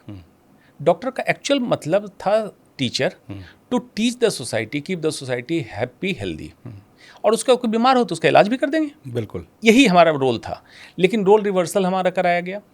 डॉक्टर 17 साल की उम्र में मेडिकल में आता है, तो वो बच्चा जिसको दुनियादारी का कुछ नहीं पता है, मेडिकल में आया, मोटी मोटी किताबें लेके सोता है सीने पे। तभी आपने जिक्र किया उसका। जिक्र किया। उसके बाद पढ़ने का इतना लोड, बहुत मेहनत करता है एक डॉक्टर बनने में। बिल्कुल। अब उसने दुनियादारी नहीं सीखी, डरपोक होता है, बहुत डरता है कि अगर कुछ बोलूँगा कोई मारेगा, कोई पीटेगा, कोई गोली मार देगा, कोई पॉलिटिशियन से नाराज होगा, कोई ब्यूरोक्रेट नाराज होगा। मैं कहता हूँ एक डॉक्टर की उम्र कितनी है? 30 साल। कैसे? हाँ, सारी डिग्री खत्म करके 35 साल में एक डॉक्टर आता है प्रैक्टिस में, 65 साल तक काम कर लो, 17 से लेके 35 तक पढ़ेगा। अगर सारी डिग्री लेके एक सुपर स्पेशलिस्ट बनना चाहता है तो उसको 17 से 18 साल पढ़ना पड़ता है। बताइए, बहुत लंबा समय होता है जीवन का। हाँ, टफ टाइम। इंडिया में टफ टाइम है। हाँ। इंडिया में टफ टाइम ये है, एंट्रेंस कठिन, आरक्षण अलग मार रहा है। हाँ। उसके बाद एग्जिट कठिन, फिर किताबें महंगी, रात में सोने जगने का फुर्सत नहीं। हॉस्टल जाके देखिए मेडिकल कॉलेज में किस दर्दनाक विचित्र हालत में, अभी कलकत्ता का आपने केस देखा था। हाँ, देखा तो किस बुरी परिस्थिति में डॉक्टर ड्यूटी कर रहा है। हाँ। वो डॉक्टर कैसे करेगा? आप कहिएगा आप क्यों कर रहे हैं? अरे मैं कह रहा हूँ मैं फकीर हो चुका हूँ, सच में फकीर हो चुका हूँ मन से। आप कहे अकरबन्ने हो गए, काम नहीं कर रहे, मैं खूब काम कर रहा हूँ। मैं उस सिद्धांत पे विश्वास कर रहा हूँ कि अगर एक बिचौलिए से, आढ़ती जैसे लोगों से, ये बिजनेसमैन से मैं डर जाऊंगा तो मेरे डॉक्टर होने पे लानत है। इससे बेहतर है मैं डॉक्टरी छोड़ दूं। तो मैं मेडिकल साइंस की चीज़ें डिकोड करूंगा, और ये अर्ली एज से कर रहा हूँ, आज भी कर रहा हूँ, आगे भी करूंगा। तो इसके लिए कभी आप पर दबाव भी आता होगा, क्योंकि मेडिकल लॉबी इतनी हावी है और सरकार इस तरह से कर रही है, तो आपके प्रेशर आते होंगे। 20 साल से मैं किसी दवा कंपनी वाले से मिला नहीं हूँ, तो मेरा करेंगे क्या? मैं उनसे कोई स्पॉन्सरशिप लेता नहीं हूँ, मेरा क्या करेंगे? अब कहिएगा आप दवा नहीं लिखते हैं, बिल्कुल लिखता हूँ। जो दवा जिस कंपनी का रिसर्च एंड डेवलपमेंट प्रोडक्ट है, जो स्टैंडर्ड कंपनी है, जिसका क्वालिटी बिल्कुल पक्का है, वो मिले मुझसे ना मिले, मैं उसकी दवा लिखूंगा। ये थ्रेट भी तो होती हो, कभी कोई थ्रेट आई? थ्रेट समझाने से लेके, अब देखिए बिहार में एक चीज़ है, जानना, समझना और बुझना। तो समझाने से लेकर बुझाने तक हर थ्रेट आया। अब इसमें क्या अंतर है समझिए। कोई चीज़ हम पढ़ते हैं, मैंने आपको कोई सूचना दी, आप जान गए, आपने उस पर चिंतन किया, आप समझ गए, और ये जिज्ञासा आपकी खत्म हो गई तो आप बुझ गए। अच्छा, मतलब आपकी जिज्ञासा भरी ज्योति उस दिन बुझ गई तो खत्म हो गए। लेकिन ये थ्रेट में होता है, जब बुझ जाना मतलब खत्म कर देंगे। अच्छा, ऐसा कहा गया? हाँ। तो मैंने कहा बड़ा सिंपल है, ये गाड़ी का नंबर है, अकेले चलता हूँ, कोई गार्ड भी नहीं है, कर दो खत्म। लेकिन पता है धर्मेंद्र भाई, दुआ में ताकत है। बिल्कुल। जो लोग मुझसे इलाज कर रहे हैं शायद वही दुआ देते होंगे। हाँ। कि हिम्मत तो हुई नहीं किसी खत्म करने की। हो सकता है खत्म करने वाले सोचते हैं कि यार बात तो सही कह रहा है, छोड़ो इसको, क्या इससे बात कह रहा है करने दो, इससे कोई फर्क भी नहीं होने। सही बात। क्योंकि मेजॉरिटी लोग उनको सपोर्ट कर रहे हैं, तो मेरे कहने से कुछ खास फर्क होना नहीं है, तो होने दीजिए। लेकिन मैं वही करूँगा जो एज ए डॉक्टर मुझे करना चाहिए, मैं एक्स्ट्रा कुछ नहीं कर रहा हूँ। हमारे शास्त्रों में लिखा है, सचिव वैद्य गुरु तीन जो, प्रिय बोले ही भयास, राज धर्म तन तीन करी हुई बेगही नास। तो मैं ज़्यादा कुछ नहीं बोल रहा हूँ, सच बोल रहा हूँ जो है। इसका हिंदी में भी मतलब समझा दी, संस्कृत आप सचिव वैद्य, सचिव का मतलब सेक्रेटरी, आज ब्यूरोक्रेट हैं, वैद्य मतलब डॉक्टर, गुरु मतलब टीचर, प्रिय बोला ही भयास, प्रिय बोलने लगे, मधुर बोलने लगे, लेकिन सच नहीं बोलने लगे। राज मतलब कंट्री का राजपाट, धर्म, तन, वैद्य तन का इलाज करता है, होई वेगही नाश, इन तीनों का नाश हो जाएगा। एक बार आपने जो सवाल पूछा, इसी पे लोगों ने पूछा कि आप ऐसे बोलते हैं, बेवाकी से बोलते हैं, आपको डर नहीं लगता है? तो मैंने एक पंक्ति लिखी, ऐसे मैं साइंस का विद्यार्थी हूँ लेकिन कभी कभी लिख देता हूँ। नहीं, आप वर्सेटाइल हैं, जिस तरह से आपने लॉ किया, आपने MBA किया, आप कविताएं भी लिखते हैं, तो ये एक बहुत अच्छी पर्सनैलिटी, आप वर्सेटाइल आदमी हैं। तो बताइए क्या लिखा? उस पर मैंने लिखा था जो मैं आपसे कह भी रहा था कि मैंने एक्स्ट्रा कुछ नहीं किया, सच बोला है। उसी पे लिखा सच्चाई इतनी थी, बड़ी छोटी सच्चाई इतनी थी कि बस सच कह गया। वाह। सच्चाई इतनी थी कि बस सच कह गया, दर्दे हकीकत बस बयां कर गया। लेकिन हुआ क्या, सच की धार इतनी पैनी थी कि जख्म खंजर भी कुछ भर सा गया। वाह, क्या बात। छोटी सी बात में आपने बहुत बड़ी बात कह दी है। अब लोगों को दर्द हो रहा है मेरे सच से, तो मैं क्या करूं उसमें। लेकिन ये साहस हर आदमी कर नहीं पाता ना, और खासतौर से जो मेडिकल फील्ड में जुड़ा जो हुआ नहीं है। कर पाते उनको भी पता है सच यही है। हाँ। जो मुझसे नाराज है उनको पता है सच यही है। लेकिन उनके अपने हित हैं कुछ, उस हित की वजह शायद वो मुंह नहीं खोलते। क्यों डर रहा है डॉक्टर? 30 साल की उम्र, एक भी डॉक्टर बता दीजिए जिसके पास गाड़ी नहीं हो, घर नहीं हो, खाने को पैसे नहीं हो, बच्चे को पढ़ाने की फीस नहीं हो। एक भी डॉक्टर बता दीजिए जो अंबानी अदानी बना हो। नहीं। तो भाई जब वो वहाँ भी नहीं पहुँच पाओगे, जब ये भी कमी नहीं है, तो कम से कम जिस प्रोफेशन में हो उसका सच्चाई से निभा लो, ईमानदारी से काम करें उसमें। आज मैक्सिमम डॉक्टरों को डॉक्टर छोड़ के सब बनने का है। कोई डॉक्टर नेता बनना चाह रहा है, कोई मिनिस्टर बनना चाह रहा है, कोई आईएएस बनना चाह रहा है, कोई प्रॉपर्टी डीलर बनना चाह रहा है, कोई बिजनेसमैन। डॉक्टर रह लो, डॉक्टर नहीं बनना। इतनी मेहनत से सारे एंट्रेंसेस क्वालिफाई किए, इतनी मेहनत से पढ़ाई की, हैरिसन डेविडसन बेली लब सीने पर रख के सोए हो। हमारे लिए तो रामायण महाभारत गीता वही है। बिल्कुल। हमें क्यों दूसरा कुछ बनना है? दूसरा बनने के लिए तो फिर इतनी मेहनत क्यों की? 17 साल की उम्र में जाते बन जाते वहीं। हाँ, सही बात है। इस प्रोफेशन के प्रति जिम्मेवारी से, और जिम्मेवारी ईगो के बिना होनी चाहिए, अहंकार के बिना। जितनी विधाएं सबको मिलाएंगे, जन कल्याण की बात करो। कोई बड़ी बातें मैं करने नहीं कह रहा हूँ कि तुम समझते हो ह्यूमन साइंस को, तुम एनाटॉमी फिजियोलॉजी समझते हो, तुम समझते हो बीमारी क्या होती है, कैसे हम कम कर सकते हैं। जैसे इस दिन होगा, इन बिजनेसमैन की हालत खराब होगी। क्यों? साइंस ने तो अच्छाई के लिए सारी दवाइयाँ खोजी। बिल्कुल। वो काम तब भी होगा, बिजनेस तब भी करेंगे। लेकिन ये जो बेचैनी नॉन मेडिकल के लोग, नॉन डॉक्टर लोग आके डॉक्टरों पे डिक्टेटरशिप चला रहे हैं, ये खत्म हो जाएगा। और डॉक्टर के हित में मैं बोल रहा हूँ ये बात। हाँ, ये डॉक्टर के हित में है कि तुम अपनी गरिमा वापस कमाओगे। गरिमा तो आप पहले किसी ज़माने में जो भगवान कहा गया डॉक्टर, उसके पीछे एक वजह होती थी। लेकिन आज की डेट में गरिमा इतनी गिर गई है कि लोग डॉक्टरों पर ट्रस्ट करने को तैयार नहीं है। डॉक्टर पेशेंट रिलेशनशिप हम लोग पढ़ते थे एमबीबीएस में, ये खत्म हो गया है। हाँ, मैं आपको, यही मेरा सवाल है अगला, कि अब मान लीजिए किसी व्यक्ति को कैंसर डिटेक्ट हुआ, तो वो बेचारा इतना घबराया रहता है, वो डॉक्टर के पास बड़ी उम्मीद से जाता है। लेकिन आजकल की स्थिति ये बन गई, जो हॉस्पिटल बड़े बड़े नेक्सस बन गए हैं, उनको ये नहीं पता कि उनको सही ट्रीटमेंट मिलेगा कि नहीं मिलेगा, वो जिंदा बचेंगे कि नहीं बचेंगे, उनको कितना लूटा जाएगा, इसकी भी कोई गारंटी नहीं है। तो लोग ट्रस्ट खो चुके हैं। क्यों हो रहा है ऐसा? कैसे, इसका क्या निदान है? देखिए, इसमें क्या है, मैं दर्शकों को 2-3 बात कहना चाहूँगा। कैंसर के डायग्नोसिस जब हो तो पैनिक ना करें, घबरा ना जाएं। बहुत अब तो बीमारी पता चल गई, रुक जाओ। जहाँ भी दिखाएं, डॉक्टर चुने, अस्पताल ना चुने। बड़े बड़े अस्पताल हरे हरे शीशे, नीले शीशे लगे होंगे, अट्रैक्ट करेंगे। डॉक्टर चुने, डॉक्टर की डिग्री देखें कि properly qualified cancer surgeon, properly qualified medical oncologist है कि नहीं। आज नाटक चल रहा है, ऑर्गन स्पेसिफिक, ये कॉर्पोरेट का चलाया हुआ है। जब MCH ऑन्को सर्जरी की डिग्री आई तो कैंसर सर्जन बनाना था। अब कैंसर सर्जन अपने में डिसाइड करता है कि मैं इस अंग का स्पेशलिस्ट हूँ, मैं इस अंग का हूँ, तो बात समझ में आती है।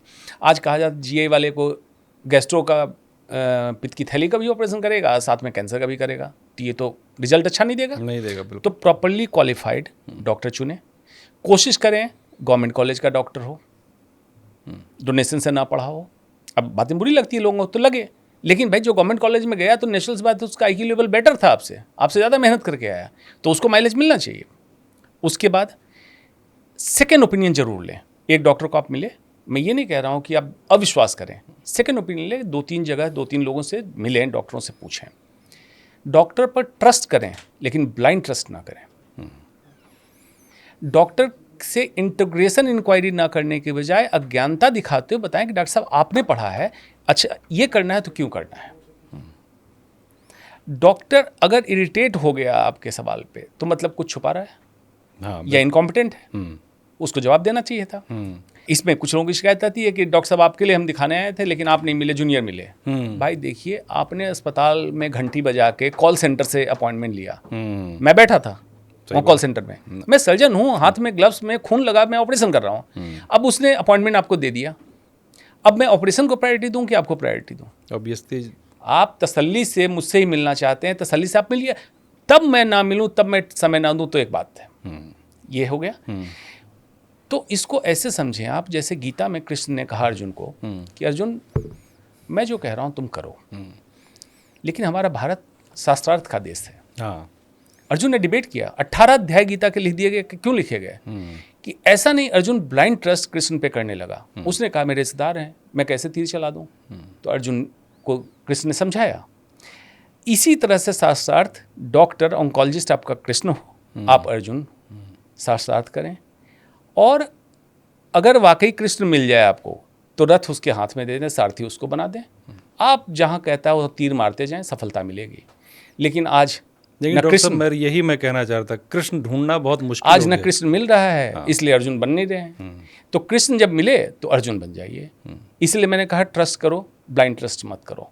और भारत को क्या हुआ मुझे नहीं समझ में आ रहा है। नॉट ओनली मेडिकल, हर जगह डिबेट से लोग क्यों डर रहे हैं? डिबेट से मतलब शास्त्रार्थ। हाँ, शास्त्रार्थ वो टेलीविजन का डिबेट नहीं जो मुर्गा मुर्गी की लड़ाई वो तो होती है, वो तो नॉनसेंस नॉनसेंस है। हाँ, उससे कोई मतलब नहीं है। लॉजिक, रेशनलिटी, साइंस को रखते हुए शास्त्रार्थ करें। क्योंकि एक व्यक्ति विज्ञान को पढ़ा हुआ है, दूसरे व्यक्ति को तकलीफ हुई है, दोनों डिबेट करके, डिबेट ऐसा कि ट्रस्ट बिल्ड हो ट्रस्ट पे डॉक्टर मरीज के बीच। वो फैक्टर खत्म हो चुका है जो। वो फैक्टर खत्म हो रहा है। और ये फैक्टर खत्म कराने में ये बिजनेस प्रमोटर, अस्पताल के लाला और लाला के पाले हुए MBA वाले, टाई और डायरी वाले, उनको मैं बिचौलिया बोलता हूँ। उनको सिर्फ एक्सेल शीट पे ग्राफ ऊपर नीचे दिखता है, वो हो गए हैं। मैंने अभी एक नई चीज़ देखी है, अभी मैं आ रहा था आपसे इंटरव्यू के लिए, तो देखा मैं बड़े बड़े होर्डिंग्स लगे हुए हैं, उसमें 5 डॉक्टर, जैसे चैनलों में और बाकी मार्केटिंग एजेंसियां नहीं होती हैं जो बड़े बड़े चेहरे लगा करती हैं, बहुत बड़े बड़े होर्डिंग्स लगे हुए हैं। तो मैं ये सोच रहा था कि आपसे सवाल पूछूंगा कि एक डॉक्टर को इस पब्लिसिटी की ज़रूरत क्यों पड़ गई है? क्या इसके पीछे कारण होगा? Number 1, incompetence. Number 2, medical council of India ने एक नियम तय किया कि डॉक्टर अपना एडवर्टीजमेंट नहीं कर सकता है। अच्छा। लेकिन वो तय करने वाले सब IAS अधिकारी, इतिहास के पन्ने बन के IAS बनते हैं और उसके बाद वो नीति निर्धारण कर देते हैं।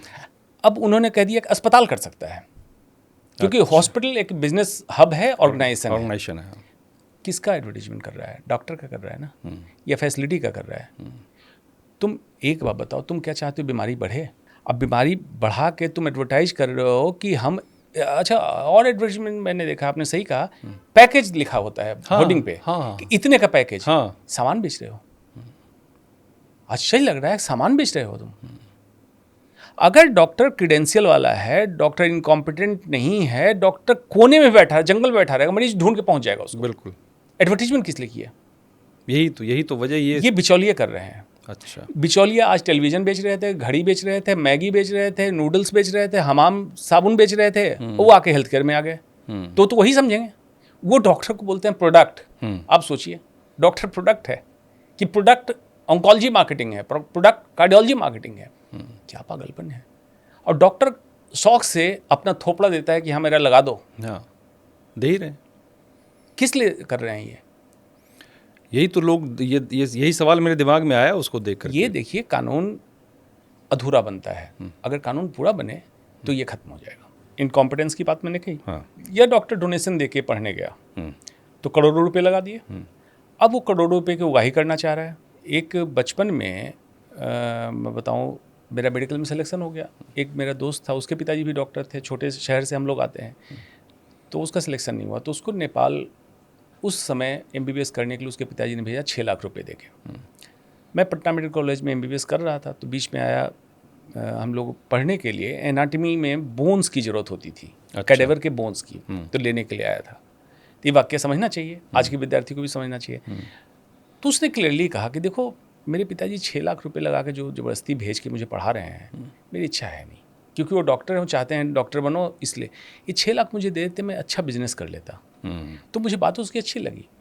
ईमानदार था, कम से कम ईमानदार था। चीज़ को लेकर। और अल्टीमेटली हुआ यही कि वो MBBS की डिग्री कंप्लीट नहीं कर पाया। बिना डिग्री के उसको वापस आना पड़ा, रहा वहाँ 6-7 साल। अच्छा। लेकिन पास नहीं हो पाया। तो अभी बिजनेस करता है। तो सबको डॉक्टर क्यों बनना है? टैलेंट है, धैर्य है, लंबी पढ़ाई है, और एट द सेम टाइम तुम्हें पागलपन नहीं है पैसे का, पागलपन, दिवालियापन, तो फिर डॉक्टर बन जाओ। लेकिन तब जब डॉक्टर बनोगे तो वाकई एंजॉय करोगे इस प्रोफेशन को, जिसको जापान में एक कॉन्सेप्ट है इकिगाई, जहाँ आपका पैशन, प्रोफेशन, वोकेशन, मिशन सब मिल जाए, वही काम करो। तो इसलिए जापानीज में आपने सुना होगा कि ब्लू जोन का कॉन्सेप्ट है, जिसमें जापान का ओकिनावा शहर, हाँ, तो वहाँ इसी पे काम करते हैं। अच्छा, कि मेरा पैशन ये है और मेरा प्रोफेशन भी यही रहेगा, वोकेशन भी यही रहेगा, मिशन भी यही रहेगा, तो बेटर काम करेगा, तो बेटर काम करेगा, क्योंकि अंदर से तो ऐसे लोग आए डॉक्टरी में। तो ऐसे लोग अगर डॉक्टरी में आएंगे तो जनरल कैटेगरी के लोग, जिसको आज आरक्षण दिया हुआ, ऐसे लोग। आरक्षण पे मैं पूछने वाला था, क्या मेरा सवाल ये है कि क्या मेडिकल जैसी सेंसिटिव फील्ड में आरक्षण होना चाहिए? क्या किसी की जान से खिलवाड़ नहीं है ये? जैसे डिफेंस में, डीआरडीओ में आरक्षण नहीं आपने दिया है, एक्सटर्नल सिक्योरिटी थ्रेट है। मेडिकल में भी आरक्षण नहीं होना चाहिए क्योंकि इंटरनल सिक्योरिटी थ्रेट है। अभी क्यों मैं बोल रहा हूँ, ये जातिगत आरक्षण की बात नहीं कर रहा हूँ। आरक्षण जातिगत हो या पैसे पे कोई जा रहा हो या सिफारिश पे जा रहा हो, सब आरक्षण है। मेरा पहला स्टूडेंट जो मेरे अंदर ट्रेनिंग करके गया है वो ऐसी जाति से है जिस जाति को आरक्षण मिलता है, लेकिन वो जनरल कैटेगरी से आया, ट्रेनिंग ली, दिमाग बहुत शार्प है, बहुत मेहनती है, आज उत्तर प्रदेश में कैंसर सर्जन बन के अच्छा नाम कमा रहा है। ऐसे लोग आए। तो हर जाति में अच्छे टैलेंट के लोग हैं। जातिगत आरक्षण देके मेडिकल में ला रहे हैं, इसका मतलब क्या है? एक व्यक्ति कोई ला रहा है 90 नंबर, उसको क्वालिफिकेशन में कोई 30 नंबर में आ रहा है, तो उसको क्यों देना है? मेडिकल ही क्यों देना है? बाबू बना दो, आईएएस बनाओ, आईपीएस बनाओ, बाबू के लिए ठीक काम करेगा वो। दूसरा, ऐसे लोग जब आएंगे कॉम्प्रोमाइज स्टेट से, फिर उसको एमबीबीएस की डिग्री के बाद फिर से आरक्षण दे रहे हो। भाई अब तो सारी फैसिलिटी एक थी, तो इसका तरीका क्या होना चाहिए? जिनको बुरा लगता है बुरा लगे, मैं सिंपली कह रहा हूं आपसे। हाँ, आपकी इस बात से बुरा लग सकता है, विवाद होता है, लोग भाई आरक्षण पे बात करना पाप हो गया इस देश में। ये तो हमारे बाबा साहब ने, अम्बेडकर साहब ने कहा था कि 10 साल के लिए आरक्षण देते हैं, फिर रिव्यू करते हैं। अब बाबा साहब रहे नहीं, सारे पॉलिटिशियन तो हर दिन चुनाव के मूड में हैं, तो वो कहाँ से इस पर रिव्यू करेंगे? रिव्यू इसलिए करना है, रिव्यू आप करके बाकी में क्या कर रहे हो तुम जानो। मैं मेडिकल का हूँ, मैं जानता हूँ कितनी मेहनत लगती है, मैं जानता हूँ टैलेंटेड लोग चाहिए। तो टैलेंटेड लोग अगर चाहिए तो इसमें आरक्षण खत्म करके आप कहो कि चाहे किसी जाति का हो, हम एंट्री देंगे। एंट्री देने के बाद अगर आपके पास आर्थिक असमर्थता है तो कॉलेज की लाइब्रेरी से किताब भी देंगे, रहने की हॉस्टल की फीस भी नहीं लेंगे, खाना भी देंगे, सब देंगे। मेहनत करो ताकि हम टैलेंट रिक्रूट करें, और उसके बाद ये ना सोचना पड़े किसी को दिखाने जाने के लिए कि मैं जो जा रहा हूँ जनरल कैटेगरी का है कि नहीं, कहीं डोनेशन कॉलेज का तो नहीं पढ़ा है। बहुत से नेताओं के बारे में कहा गया कि वो जो रिजर्वेशन वाले डॉक्टर उनको अवॉइड करते हैं। अपने इलाज के लिए तो अवॉइड करेंगे, अपने इलाज के लिए सिंगापुर चले जाएंगे, अमेरिका चले जाएंगे। भारत की व्यवस्था क्यों खराब कर रहे हो जनरल पब्लिक के लिए? तो गरीब आदमी का क्या दोष है उसमें? अब खास बात यह है कि जब सोशल मीडिया पर लोग गाली मुझे देते हैं तो जनरल पब्लिक बेचारी गाली दे रही है, उनको ट्रोल आर्मी बना के उनको रखा हुआ है। भाई उनको तुमने सही बात बताई नहीं है। मैं आरक्षण का विरोधी इसलिए हूं कि इंटरनल सिक्योरिटी थ्रेट जैसे मामले, मेडिकल के मामले में आप सिर्फ और सिर्फ क्रीम लाइए, और इसका जाति से कोई लेना देना नहीं है। लोग बेवजह समझने में किसी जाति के खिलाफ बोलो, जाति के खिलाफ नहीं बोलो, मैं टैलेंट के फेवर में बोलता हूँ। किसी की जिंदगी मौत का सवाल है, जिंदगी मौत का सवाल है। टैलेंटेड लोगों को आने दो, मेहनती को आने दो, जुझारू को आने दो, जुनूनी को आने दो, जो पूरी ज़िंदगी मेहनत करना चाहता है, पूरी ज़िंदगी तत्परता से काम करना चाहता है और इक्वल रैंक में है, बराबरी में है। आप पोलराइज करके हमारे बीच की दूरियां बढ़ा रहे हो। बिल्कुल। पूरा विश्व कहाँ जा रहा है, हम जाति में उलझे हुए हैं। तो इसमें तो मुझे लगता है कि पॉलिटिशियंस का बहुत बड़ा हाथ है इस चीज़। पॉलिटिशियन का ही हाथ है और किसी का हाथ नहीं है, और किसी का हाथ नहीं, सिर्फ पॉलिटिशियन का हाथ है इसमें। मैक्सिमम प्राइवेट मेडिकल कॉलेज किसके पैसे लगे हैं? पॉलिटिशियंस के, या इनडायरेक्टली पॉलिटिशियन से अप्रूवल लिया बिजनेसमैन के। किसका है मेडिकल कॉलेज प्राइवेट? हाँ, इन्हीं लोगों के हैं। गवर्नमेंट में पॉलिटिशियन इन्वॉल्व है। अभी बिहार स्टेट में जातीय गणना हुई, ये सब क्या चल रहा है? तमाशा चल रहा है। हाँ, जातीय जनगणना हुई और पूरे देश में कराने की मांग उठ रही है रोज नेता। हाँ, तो ये तो वोट बैंक के लिए कहेंगे। अगर अमेरिका भी जातीय जनगणना में उलझा रहता तो आज अमेरिका को आप क्यों देखते हैं? किसी की एक ख्वाहिश होती है कि मैं ये सब पढ़ के अमेरिका चला जाऊं, वो भी उलझ जाता। मैं एक डॉक्टर साहब, अब ये बड़ा सवाल है, मैं बता दूं कि 2023 में करीब 1 करोड़ लोगों की पूरी दुनिया में कैंसर से मौत हुई है। भारत और पूरी दुनिया में हर दिन करीब 26,000 लोगों की डेथ कैंसर से होती है, और भारत में बात करें तो हर 9 में से एक आदमी को कैंसर की आशंका है, और 2025 आते आते तक ये आंकड़ा बहुत बढ़ने वाला है। तो मेरा सवाल आपसे यही है कि भारत जो है ये कैंसर कैपिटल की तरह बनता जा रहा है, इसकी क्या वजह है? क्योंकि चीन और अमेरिका के बाद भारत का नंबर है तीसरा, जहां मैंने पढ़ा थोड़ा सा। 2025 में भारत डिक्लेयर करे ना करे, या तो यूएन डिक्लेयर कर देगा, ये पता चल जाएगा। India is going to be cancer capital of the world. पूरे विश्व के कैंसर की राजधानी इंडिया बनेगा। इंडिया बन जाएगा 25 तक, मतलब एक साल एक साल भी नहीं बचा, 3-4 महीने। हम माने ना माने, अब ये बात आप सोच सकते हैं क्यों ना माने। कैंसर में कैंसर की रिपोर्टिंग हम लोग को ICMR international council of medical research करना होता है। या तो अंडर रिपोर्टिंग है या ओवर रिपोर्टिंग है। अब इसको समझिए क्या है। अब एक मान लीजिए मैनपुरी के किसी छोटे जनपद, मैनपुरी जनपद में कहीं कस्बे में कोई कैंसर डायग्नोसिस हुआ, उसकी रिपोर्टिंग नहीं हुई, वो 3 अस्पताल गया, कहीं से रिपोर्टिंग नहीं हुई। जो मरीज टर्सरी कैंसर सेंटर पे आया उसकी रिपोर्टिंग हुई। अच्छा, तो मैं कब से डिमांड कर रहा हूँ कि मतलब डेटा करेक्ट नहीं है, आप ये कह रहे हैं। तो UID से लिंक कर दो, आधार कार्ड से लिंक कर दो, मरीज कहीं जाए आधार कार्ड से उसका कैंसर रजिस्ट्री नोटिफाइबल डिजीज कर दो। इससे फ़ायदा क्या होगा कि कैंसर प्रिवेंशन के लिए क्या पॉलिसी होनी चाहिए, किस स्टेट में, स्टेट के किस हिस्से में कौन सा कैंसर ज़्यादा है, तो हम रिसर्च करेंगे कि वहाँ के पानी में क्या गड़बड़ी है, सॉइल कहाँ गड़बड़ है, खाने में क्या गड़बड़ी, कोई इंडस्ट्री तो नहीं है आसपास, रिसर्च बढ़ेगा। कैंसर के इलाज की व्यवस्था हम डिसेंट्रलाइज कर सकते हैं। मान लीजिए एटा मैनपुरी माउथ कैंसर का बेल्ट है, तो हम माउथ कैंसर के ट्रीटमेंट की व्यवस्थाओं में बढ़ाएं, फायदा होगा। तो ये अंडर रिपोर्टिंग अभी चल रहा है, इंडिया तब 3rd नंबर पे है। हाँ, अंडर रिपोर्टिंग में 3rd पर है। डेथ इंडिया में ज़्यादा है, अर्ली एज में कैंसर होना इंडिया में ज़्यादा है। इसकी सबकी वजह क्या है डॉक्टर साहब? अब सुनिए, इंडिया को कैंसर हो गया है। इंडिया को कैंसर हो गया? इंडिया को कैंसर हो गया। कैसे? इंडिया को कैंसर जब हो गया, मैं क्यों कह रहा हूँ ये बात, स्वास्थ्य व्यवस्थाएं तो इंडिया के वेंटिलेटर पे पड़ी है, इसमें कोई दो मत नहीं है, कोई दो राय नहीं है। 2-3 चीज़ों के अलावे आप बताइए पूरे दिन में आप क्या डिस्कस करते हैं? पॉलिटिक्स, हिंदू मुसलमान, हिंदुस्तान पाकिस्तान, इसके अलावा बता दीजिए क्या डिस्कशन है? नहीं, हमारे यहाँ तो कोई डिस्कशन है ही हमारी प्राथमिकता मीडिया की नहीं कह रहा हूँ, मैं तो पब्लिक की कह रहा हूँ, आम जनता की, लोगों की, पब्लिक के। आम जनता को क्या डिस्कशन में होना चाहिए? स्वास्थ्य, शिक्षा, सुरक्षा, उसकी तो बात ही नहीं होती है कहीं। 3 ही टॉपिक होना चाहिए। स्वास्थ्य की बात तो हमारे यहाँ तब होती है जब कोई बीमार पड़ जाता है। हाँ, तो अब सुनिए, बीमार जब पड़ जाता है तो स्वास्थ्य कहाँ से आया? स्वास्थ्य की परिभाषा क्या है? Not mayor absence of disease, modern medicine कहता है नॉट मेयर एब्सेंस, सिर्फ बीमारी को नहीं होना स्वास्थ्य नहीं है, physical, mental and social wellbeing, ये तो मॉडर्न मेडिसिन कहता है।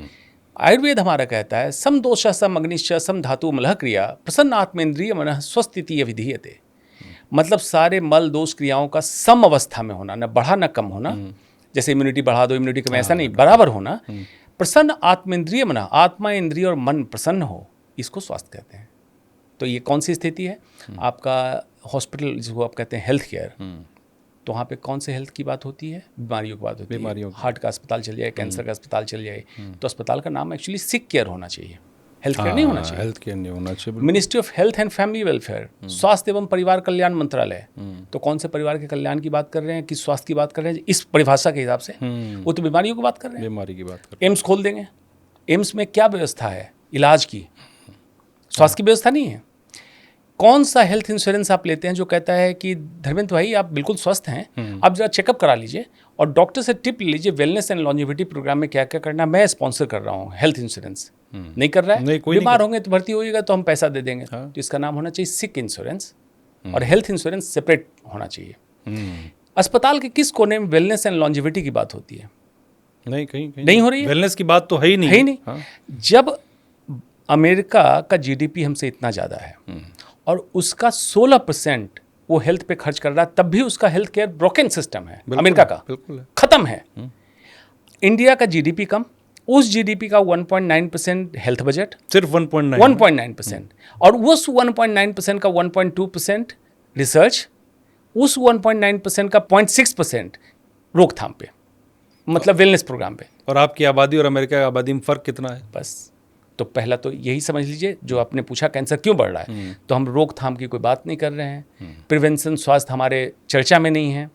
उसके बाद फूड एडल्ट्रेशन, प्लास्टिक बहुत यूज, बड़ा समस्या है फूड एडल्ट्रेशन का, प्रदूषण। लाइफस्टाइल हम पश्चिमी सभ्यताओं के लेते जा रहे हैं, उनकी बुराइयां ले रहे हैं, अच्छाइयां छोड़ रहे हैं। आज आपके घर में processed, ultra processed, packed food घुसा जा रहा है, कैंसर का बहुत बड़ा कारण। अच्छा। बिल्कुल बिल्कुल। जितनी रिफाइंड चीज़ें आ रही हैं, रिफाइंड तेल, रिफाइंड आटा, रिफाइंड चावल, रिफाइंड घी, सब में कुछ न कुछ ऐसी चीज़ है जो कैंसर का कारक है। अच्छा, और लोग उस सबको खा रहे हैं, और आज से नहीं, कई साल से खा रहे हैं भाई ब्रांडेड, और जागरूक भी नहीं है लोग इस चीज़ को लेकर के। किसी को हनी स्वास्थ्य के दृष्टिकोण से लोग खा रहे हैं। लोग इतना अच्छा बता हनी हम लोगों खाना ने चाहिए। रिसर्च करके निकाल के दिखा दिया था, HMF, SMF 2 पॉइजन है जो हनी में मिला, 400 से ऊपर मात्रा मिली।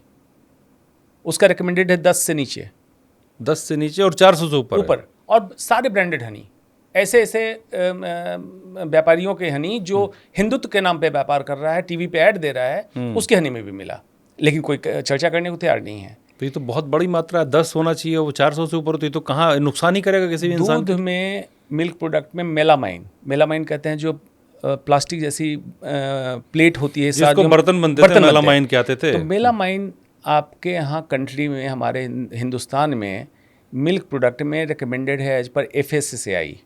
आप पढ़िए जाके, वर्ल्ड में कहीं नहीं है। मेलामाइन आपके दूध में मिला के चीज, तो मटेरियल है, मटेरियल है। हाँ। नाइट्रोजन कंटेंट बढ़ाने के लिए मेलामाइन ये है। सारी नमकीन चीज़ों में शुगर एडेड है। रिकमेंडेड शुगर इनटेक आपका है मेल का मैक्सिमम 24 ग्राम पर डे। 24 ग्राम मतलब चाय वाली चम्मच, टीस्पून से 6 टीस्पूनफुल, 6 छोटी चम्मच। और महिलाओं के लिए रिकमेंडेड है 18 ग्राम, 6 ग्राम और कम, 6 ग्राम और कम। एक कोल्ड ड्रिंक आप पीते हैं नॉर्मल वाली, तो 39 ग्राम आप शुगर लेते हैं एक कोल्ड ड्रिंक। एक कोल्ड ड्रिंक पे 24 ग्राम से सीधे 39 ग्राम प्रोसेस फूड का मार्केट आ गया। तो इसकी जानकारी कौन देगा? पब्लिक कितना पढ़े?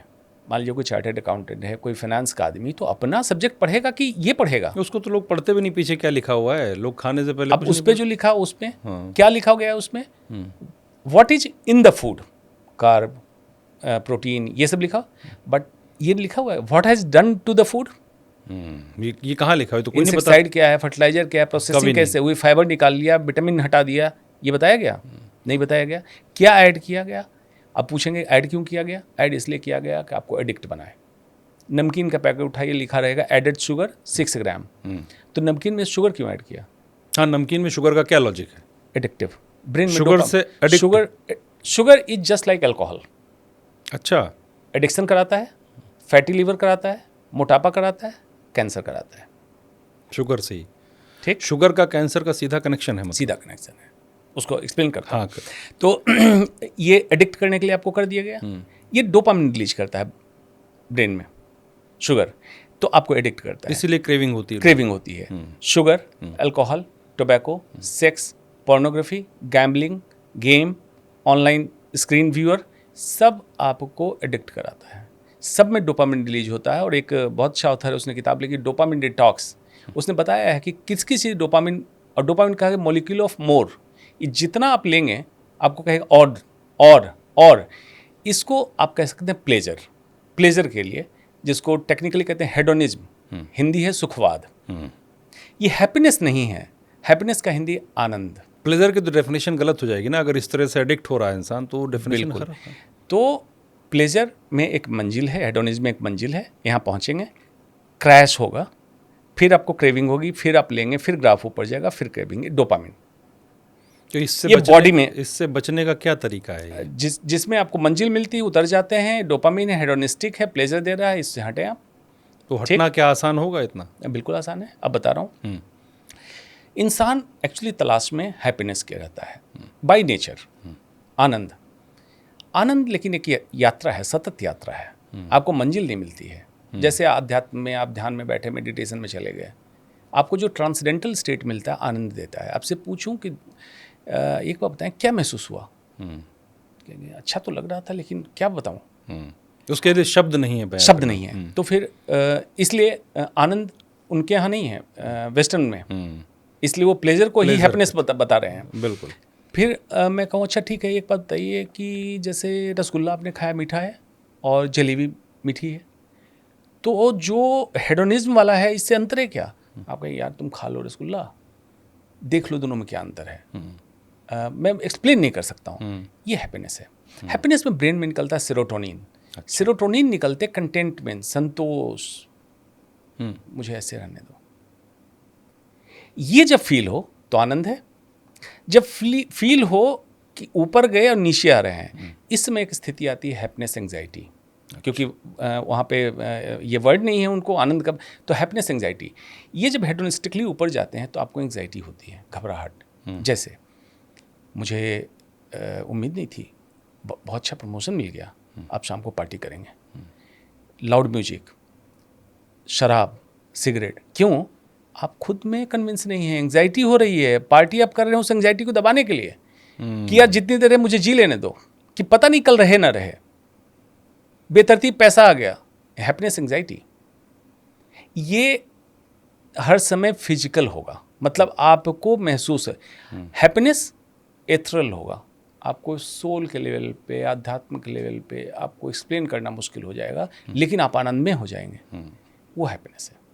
तो आपको अपने अंतर समझ में आ जाएगा जो कर रहे हैं आनंद के लिए कर रहे हैं या खुशी या प्लेजर या हेडोनिज्म के लिए कर रहे हैं। हाँ, तो इसमें डॉक्टर साहब हम जैसे मैंने आजकल बहुत ऑर्गेनिक फूड का चलन है। लोग कहते हैं कि कैंसर या दूसरी तरह की बीमारियों को जोड़ते हैं, उससे कनेक्ट करते हैं और कहते हैं ऑर्गेनिक फूड खाइए, तो उसका बड़ा एक बाज़ार हो गया ऑर्गेनिक का। तो क्या ऑर्गेनिक फूड का कोई फ़ायदा है? क्योंकि मैंने कहीं किसी से बात कर रहा था मैं, उन्होंने कहा कि जो हम बीज यूज़ कर रहे हैं, इस्तेमाल कर रहे हैं, सीड्स, वो भी सब जीएमओ हैं, मतलब उनका जेनेटिकली चेंज किया गया है, उनका जो भी आप उसको टेक्निकल भाषा में जो भी कहें। तो फिर फ़ायदा क्या है ऑर्गेनिक करने का? आपने जो सवाल उठाया, मुझे लगता है आप वैज्ञानिक हैं, जर्नलिस्ट नहीं हैं। बहुत कम लोग यहाँ तक पहुँच पा रहे हैं इस बात को सोचने के लिए। ऑर्गेनिक का शाब्दिक अर्थ क्या है? As it is. मान लीजिए कि आपने लौकी की बीज कहीं डाल दी और लौकी अपने रफ्तार से बेल बने, पहले ऐसे होता और अपने रफ्तार से बढ़े, हाँ, इसको ऑर्गेनिक कह सकते हैं। लेकिन अगर उस दूसरा कंफ्यूजन क्या है ऑर्गेनिक को समझते हैं? Chemical free. हाँ, केमिकल फ्री भी। केमिकल फ्री इंसान नहीं है। Chemical means what? रसायन। कार्बन, हाइड्रोजन, ऑक्सीजन, नाइट्रोजन हमारे बॉडी के सब अंदर कुछ तो बॉडी के अंदर है। जितनी चीजें खाएंगे इसी से बनेंगी। केमिकल फ्री का मतलब ये नहीं है। केमिकल फ्री का मतलब है उसको फास्ट ग्रो कराने के लिए कोई आपने तत्व डाला, पेस्टिसाइड्स डाले कीड़े से बचाने के लिए, उसको केमिकल फ्री कहना चाहिए। तो इसका किया। दूसरा, ऑर्गेनिक के नाम पे ब्राउन राइस, नॉर्मल चावल को रंग दिया। ब्राउन राइस आपने देख लिया, आपको पता ही नहीं है ये भी हो रहा है। हाँ, ब्राउन राइस का मतलब क्या था? धान की बाली से ऊपर का छिलका हटा दिया, हस्क हटाया, तो उसका एक्टोस्पर्म उसमें ब्राउन इसलिए होता था कि उसमें फाइबर, एंटीऑक्सीडेंट, विटामिन्स उसी में होता था। एंडोस्पर्म वाइट होता है, जो चावल सफ़ेद आप देखते हो एंडोस्पर्म है। अच्छा। उसमें सिर्फ स्टार्च है। नेचर हर समय कहता है कि जैसे मैं दे रहा हूं वैसा ही खाओ, वैसे ही खाओ।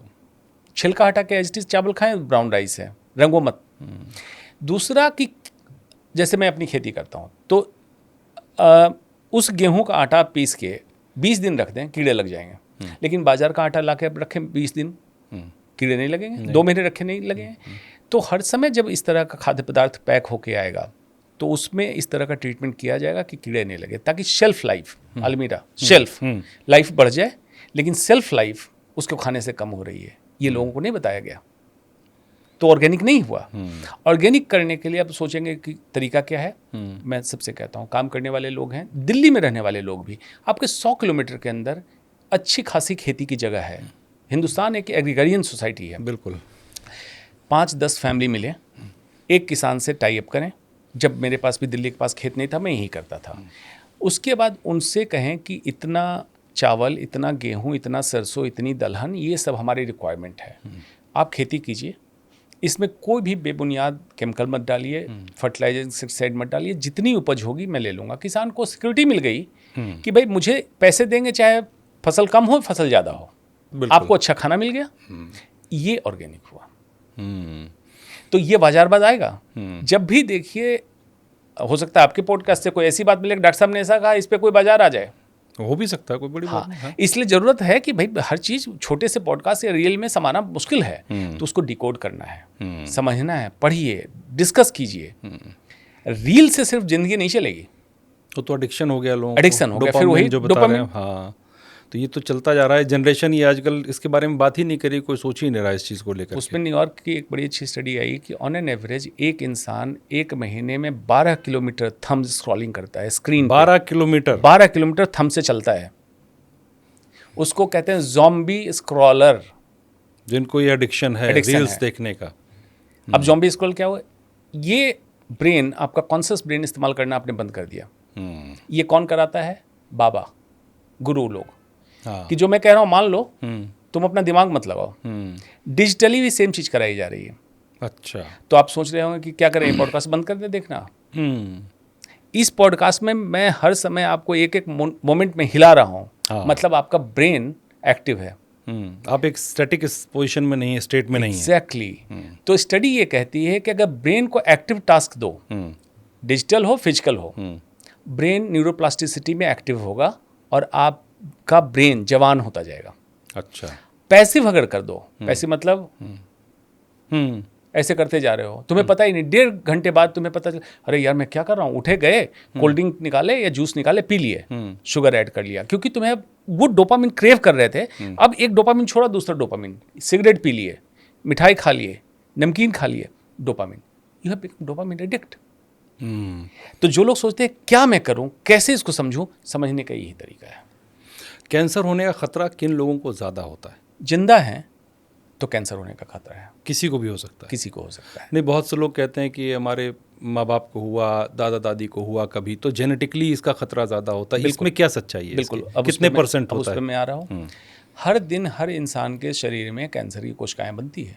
अच्छा, सबके शरीर में बनती हैं? सबके। और हर दिन बनती हैं? हर दिन बनती है, लेकिन हमारी बॉडी का सिस्टम ऐसा है, जो मैंने कहा मोलिकुलर पुलिसमैन, P53 और इस तरह के मैक्रोफेजेज, नेचुरल किलर सेल जो गश्त करती है, पेट्रोलिंग करती है, ये पकड़ के उसको डिस्ट्रॉय करती है। जब तक आप स्वस्थ हैं, स्वस्थ मन से, स्वस्थ तन से, तब तक ये आपका पेट्रोलिंग फोर्स बहुत स्ट्रांग है। कैंसर ही नहीं, बहुत सारी चीज़ों को ठीक करता रहता है। अच्छा।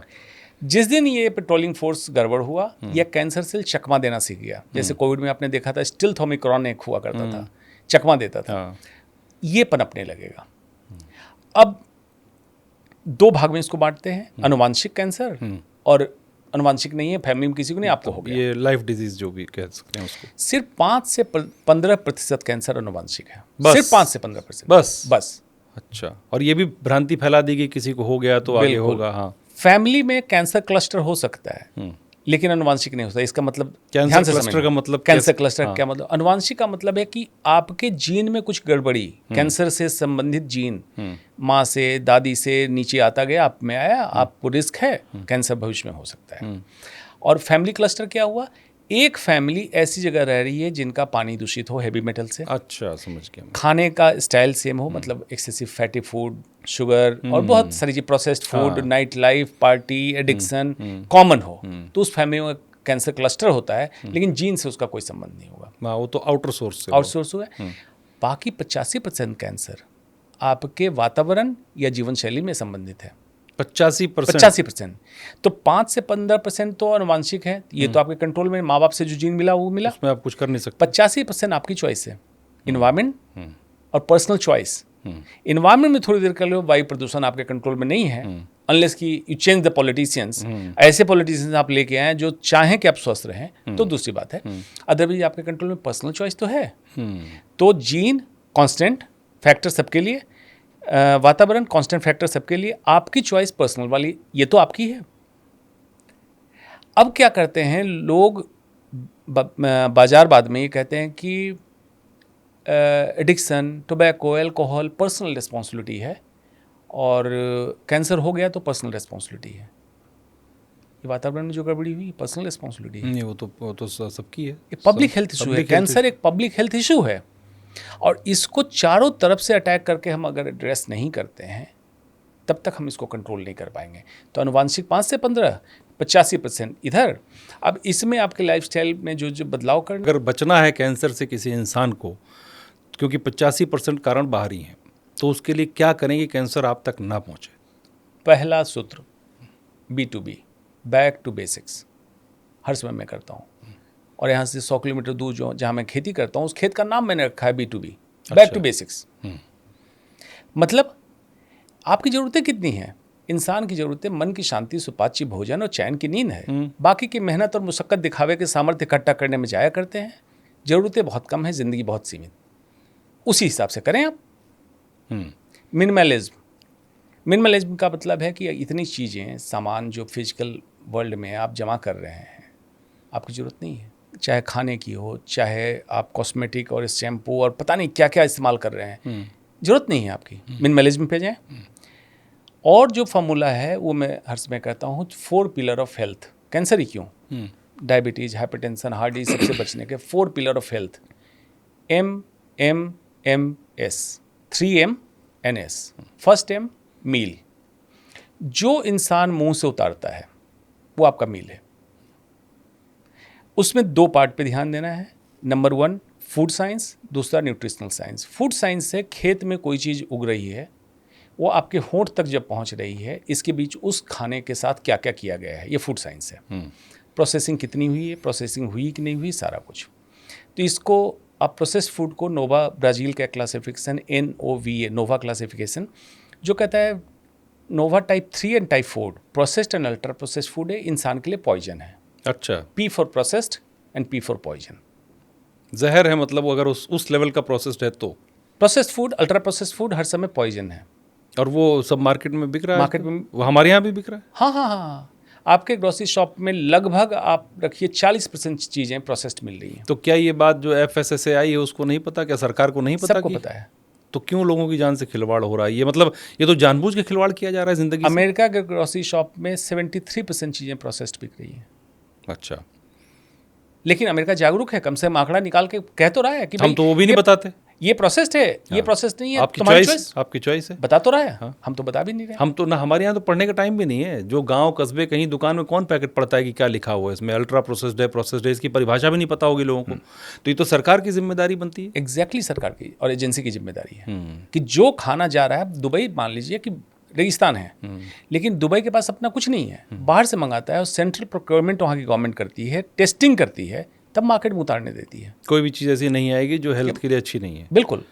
तो हमारे यहाँ तो लोग जहर ही खा रहे हैं, इसका मतलब। जहर खा रहे हैं। अब लोग सोच रहे हैं कि कैसे हम समझें प्रोसेस्ड अल्ट्रा प्रोसेस्ड। देखिए अमेरिका में तो एक बढ़िया डॉक्टर है, रॉबर्ट एच लस्टिक। उसने एक कंपनी, रिटायरमेंट के बाद कंपनी के लिए काम करा। उसने तो पूरा आंकड़ा दे दिया अमेरिकन ग्रोसरी शॉप का कि उस पर आप डालेंगे पता चल जाएगा कि ये प्रोसेस्ड है, ये स्कैन करते हैं, ऐप होगा कोई। लेकिन इंडिया में आपके लिए फॉर्मूला में देता हूँ, 3 रसोई है। भगवान की रसोई, एज इट इज प्रकृति ने जो चीज़ें दी आप खा सकते हैं। भगवान की रसोई आपके लिए स्वास्थ्यवर्धक है, अनलेस कि उसमें भी अब केमिकल फर्टिलाइजर डाला हुआ है, इंसेक्टिसाइड डाला, दूसरी बात है। दूसरा इंसान की रसोई, शुद्ध भारतीय भोजन। आपके घर में दाल चावल खिचड़ी चोखा सब्जी सब बन रही है, वेज नॉन वेज जो भी खा रहे हैं आप अपने रसोई में ताज़ा बनाइए, खाइए। इंसान की रसोई स्वस्थ रखेगी। शैतान की रसोई, जितनी चीज़ें पैक होकर शैतान आपको भेज रहे हैं वो आपके लिए नहीं भेज रहे हैं, अपने व्यापार के लिए भेज रहे हैं। वो आपको बीमार करेगी। क्यों? उदाहरण मैंने दिया था नमकीन का। नमकीन में शुगर डाल दिया। कोई भी प्रोसेस अल्ट्रा प्रोसेस फूड क्या कर रहा है, HSSF पे काम कर रहा है, high in salt, sugar and fat. Salt बढ़ा दिया, हार्ट डिजीज, हाइपरटेंशन बढ़ गया। शुगर बढ़ा दिया, obesity, type 2 diabetes, cancer, polycystic ovarian disease, Alzheimer disease. Addiction कराने के लिए बढ़ा दिया, आप खा रहे हैं। और फैट किस फॉर्म में? Palm oil. पाम ऑयल तो जहर जैसा है, लोग बोलते हैं। ओमेगा 6 फैटी एसिड है। अच्छा। लेकिन उस पर लिखा होगा पामोलिन। हाँ। आप पकड़ ना पाए।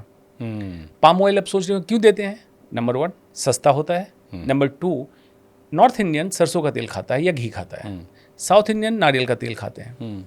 दोनों में एक खुशबू है। तो नॉर्थ इंडियन नारियल का तेल नहीं खाना चाहता है, साउथ इंडियन सरसों नहीं खाना चाहता है। पाम ऑयल न्यूट्रल है, उसको न्यूट्रलाइज कर दिया। तो न्यूट्रलाइज किया, आपको टेस्ट नहीं पता चलेगा। आप नमकीन का पैकेट कोई भी खरीदे, बाजार फलता फूलता रहे, किसी को। लेकिन ओमेगा 6 फैटी एसिड है। ओमेगा 6 फैटी एसिड आपके हार्ट को हार्ट अटैक कराता है, इन्फ्लेमेशन कराता है बॉडी में, चेहरा फ्लफी रहेगा, सूजा रहेगा, आप ओवरऑल दुबले पलते रह सकते हैं, लेकिन चेहरा सूजा रहेगा, हार्ट अटैक का चांस, कैंसर का चांस बढ़ेगा। ओमेगा 3 फैटी एसिड प्रोटेक्टिव है। अच्छा। जो फिश में है, फिश ऑयल में है, अखरोट में है, फ्लैक्सीड TCLC जिसको बोलते हैं उसमें है। सुपर फूड बोला जाता है अलसी को। हाँ, तो उसमें ओमेगा 3। तो बैलेंस में ये होना चाहिए आपके खाने में ओमेगा 3 ज़्यादा हो, ओमेगा 6 ना हो तो बेहतर है या बहुत कम हो। बढ़िया है। तो ये हो गया मील, फर्स्ट एम। अब और सिंपल कैसे खाएं?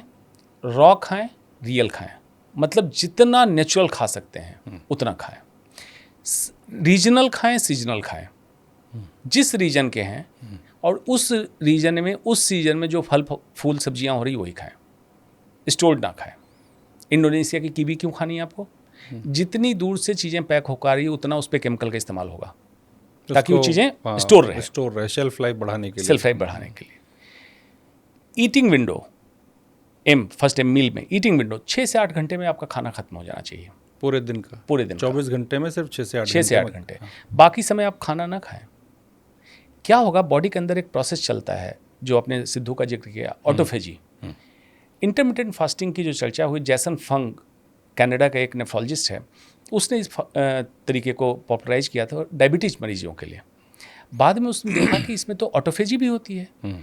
जो एक्स्ट्रा हम खाते हैं सेल के अंदर फोल्डेड प्रोटीन के फॉर्म में जमा हो जाता है। जब हम फास्टिंग पे रहते हैं तो इसी प्रोटीन को इस्तेमाल करके सेल अपना काम चलाता है। ऑटो मीन्स सेल्फ, फेजी मतलब खाना। अच्छा। उसी से खाना बना लेता है।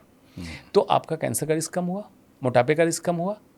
तो आप खाना ऐसे कर लिए। अब कहेंगे 6 से 8 घंटे का ऐसा कर सकते हैं सर कि एक खाना 3 बजे ले लें, रात को 11 बजे ले लें। गलत।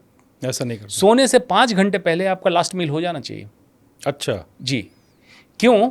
Liver mother of all organ है। जो आप खाना खाते हैं सबको डाइजेस्ट करके, डाइजेस्टिव जूस दे के, सबको सुला के माँ जाती है घर में ताला लगाने, लाइट ऑफ करती है, सब देख चेक करके, और उसके बाद लिवर को 5 घंटे अपनी नींद चाहिए।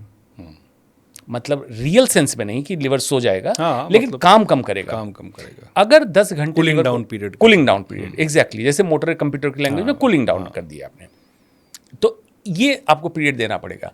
तो बेस्ट टाइम है आप सुबह एक 9 बजे मील लें, प्रॉपर, नथिंग लाइक ब्रेकफास्ट और डिनर और लंच, प्रॉपर मील लें। उस मील का पहला पोर्शन आपका फाइबर हो, प्लांट बेस्ड फूड, साग सब्जी, थोड़ा सा खाएं, गाजर मूली सलाद पहले खाएं। खाने के कारण क्या होगा, इंटेस्टिन के अंदर कोटिंग कर देगा, फाइबर दे देगा।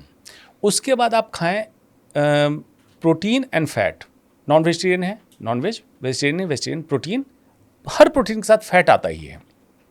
फैट का भी एक विडंबना लोगों ने क्या फैला दिया कि फैट डेंजरस है। फैट एसेंशियल है लाइफ के लिए। और शुगर ना लें तो बेस्ट है, या कॉम्प्लेक्स कार्ब लें। Complex carb as it is चावल, गेहूं, रागी, बाजरा, ज्वार, ये कॉम्प्लेक्स कार्ब में आता है। ये लास्ट लें ताकि एब्जॉर्प्शन स्लो हो जाए। साबुत फल सीजनल ले सकते हैं, फ्रूट जूस ना लें, सडन ग्लाइसेमिक लोड बढ़ाएगा।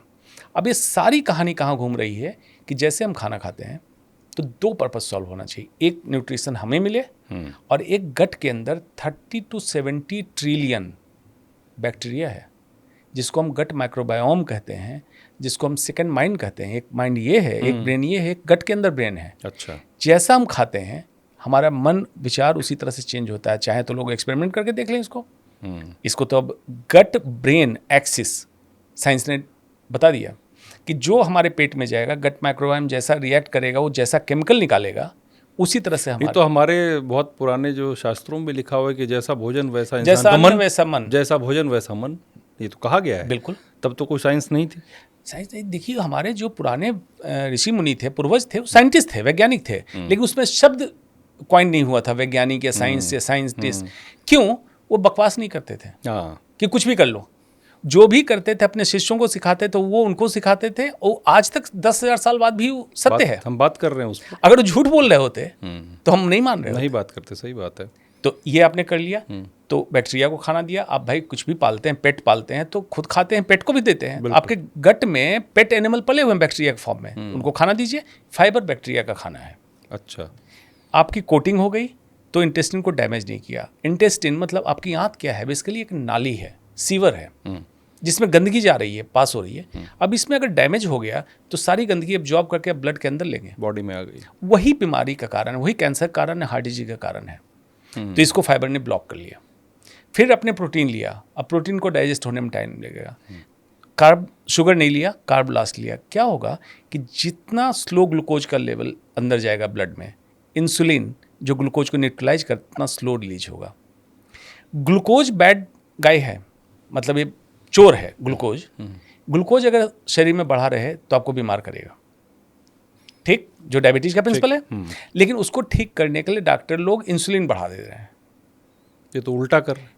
तो ये डकैत को बढ़ा रहे हैं आप, चोर को पकड़ने के लिए डकैत बढ़ा रहे हैं, डकैत आके उससे ज़्यादा खतरा दे रहा है आपको। वो डाकू है। कैसे डाकू है? कहा जाता है flatten the glucose curve. Glucose जितना स्लो रिलीज हो बॉडी में उतना अच्छा है, क्योंकि इंसुलिन फिर नहीं आएगा। इंसुलिन आएगा, फैटी लिवर कराएगा, पेट पे मोटापा कराएगा, कैंसर कराएगा, हाइपरटेंशन, बीपी की समस्या इंसुलिन से ज़्यादा कनेक्टेड है rather than सॉल्ट से ज़्यादा कनेक्टेड। लोग नमक से समझते हैं बीपी की समस्या।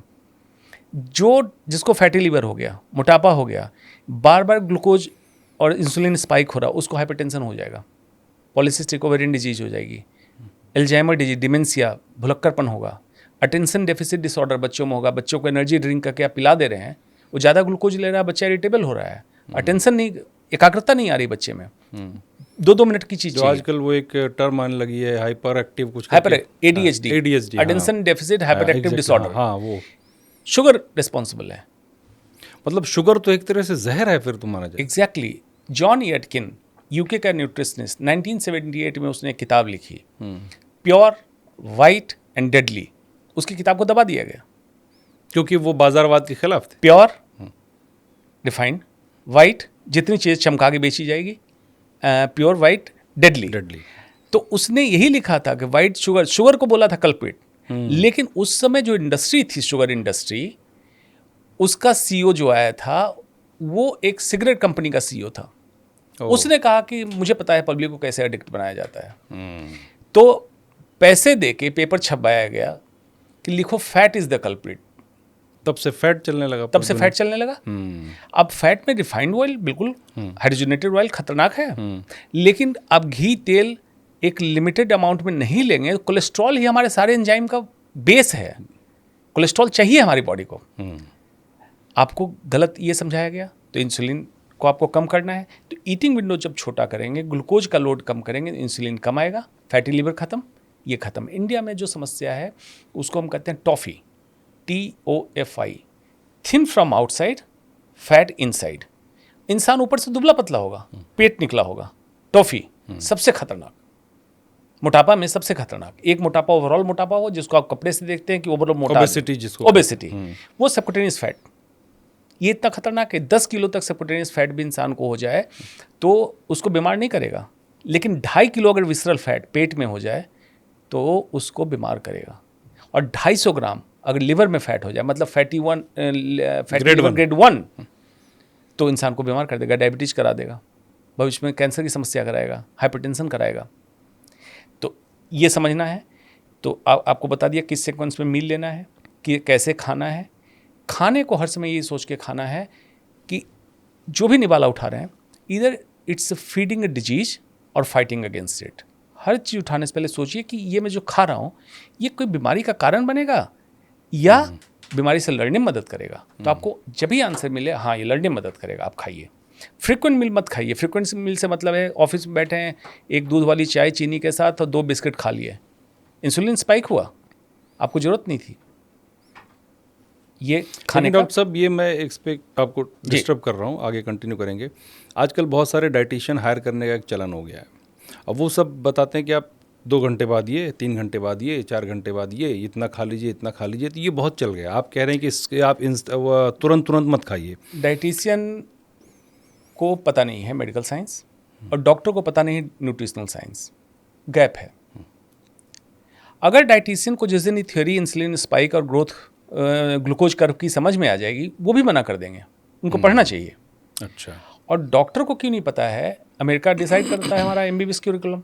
पूरे 5 साल की पढ़ाई में सिर्फ 20 घंटे एक डॉक्टर को डाइट के बारे में पढ़ाया जाता है, बस। तो उसको अगर नहीं समझ में आएगा 20 घंटे में क्या डाइट, कुछ नहीं, 20 घंटे में क्या पढ़ेगा आदमी 5 साल में, उसके बाद कभी पढ़ता नहीं है। अगर डॉक्टर ये सोचे कि बीमारी का कारण क्या है, तब उसको वाकई कौन डाउन होने लगेगा कि भाई जैसे हम खा रहे हैं, जैसे रह रहे हैं, बीमारियों का कारण है। तो मील की बात हुई। सेकेंड एम इज मूवमेंट, मतलब एक्सरसाइज। जिम अपफ्रंट मना है, मैराथन मना है। बहुत अच्छा एक रिसर्च पेपर आया जिसमें 10 एक्सरसाइज के फॉर्म को कंपेयर किया गया कि हमारे शरीर के लिए स्वस्थ क्या है। तो जिमिंग एंड मैराथन लास्ट है।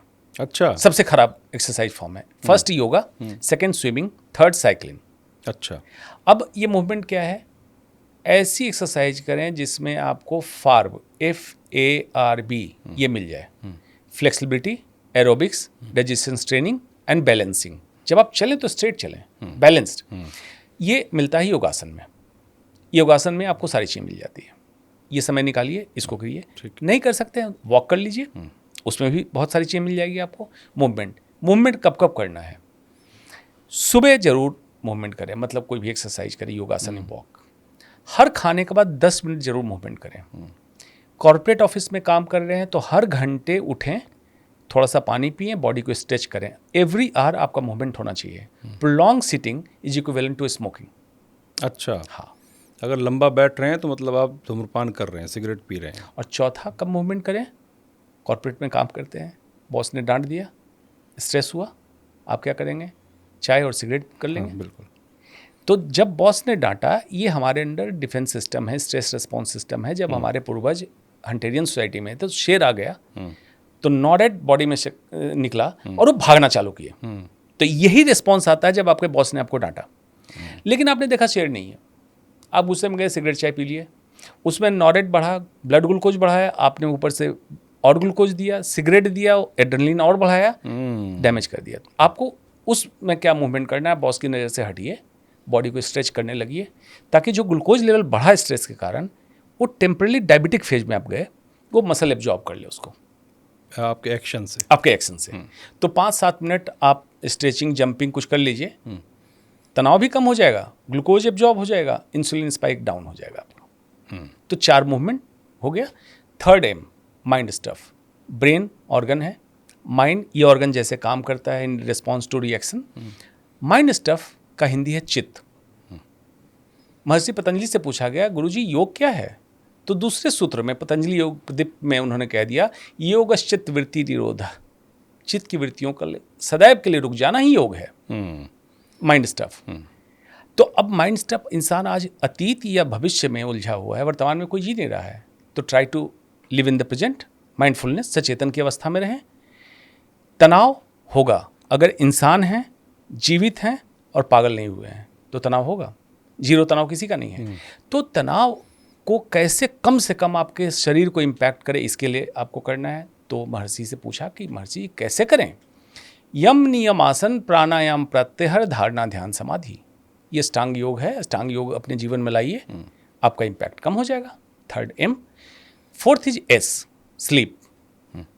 7 से 8 घंटे की नींद चाहिए, वो भी क्वालिटी स्लीप।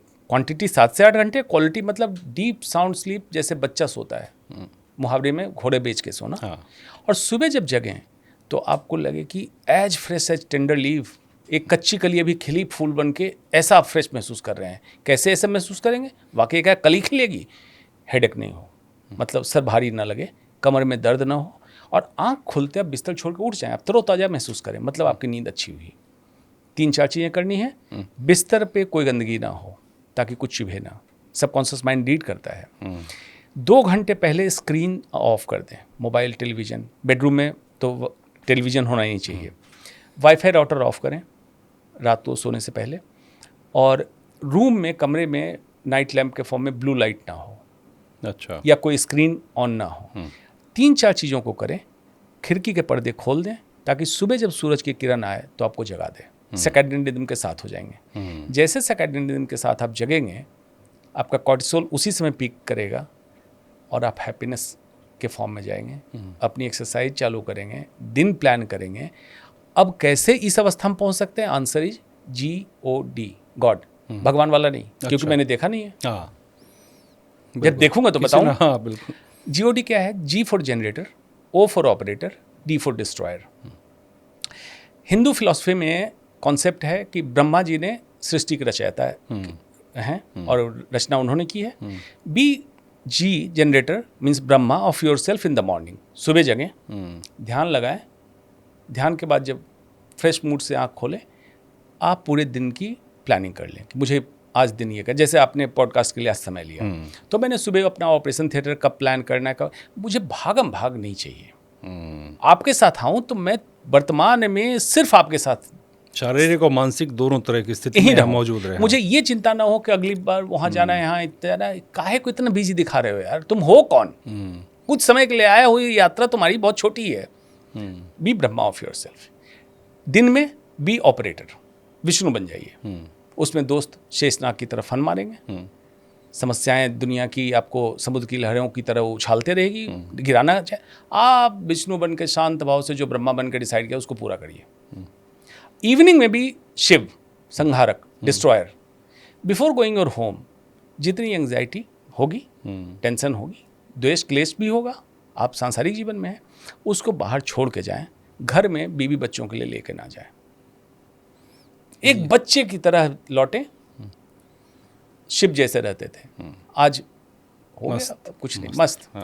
तो ये फॉर्मूला आप अपनाएं, जीवन आपका बदल जाएगा, बीमारियों से भी बचेंगे। बच्चे के नाम पे याद आया कि हम तो बड़े हैं, हमने बाहर का फूड खाया, कुछ खाया, बहुत छोटे छोटे बच्चों को कैंसर हो जाता है। मैं कई बार देखता हूँ सोशल साइट पर, सोशल मीडिया पर हेल्प के लिए आते रहते हैं।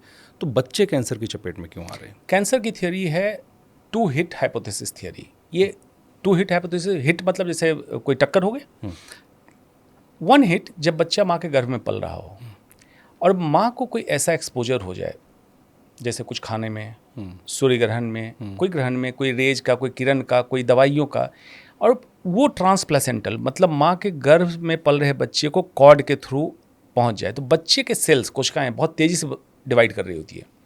बच्चा सिंगल हिट ले लिया, बदलाव हुआ, लेकिन उसको रिपेयर कर लिया।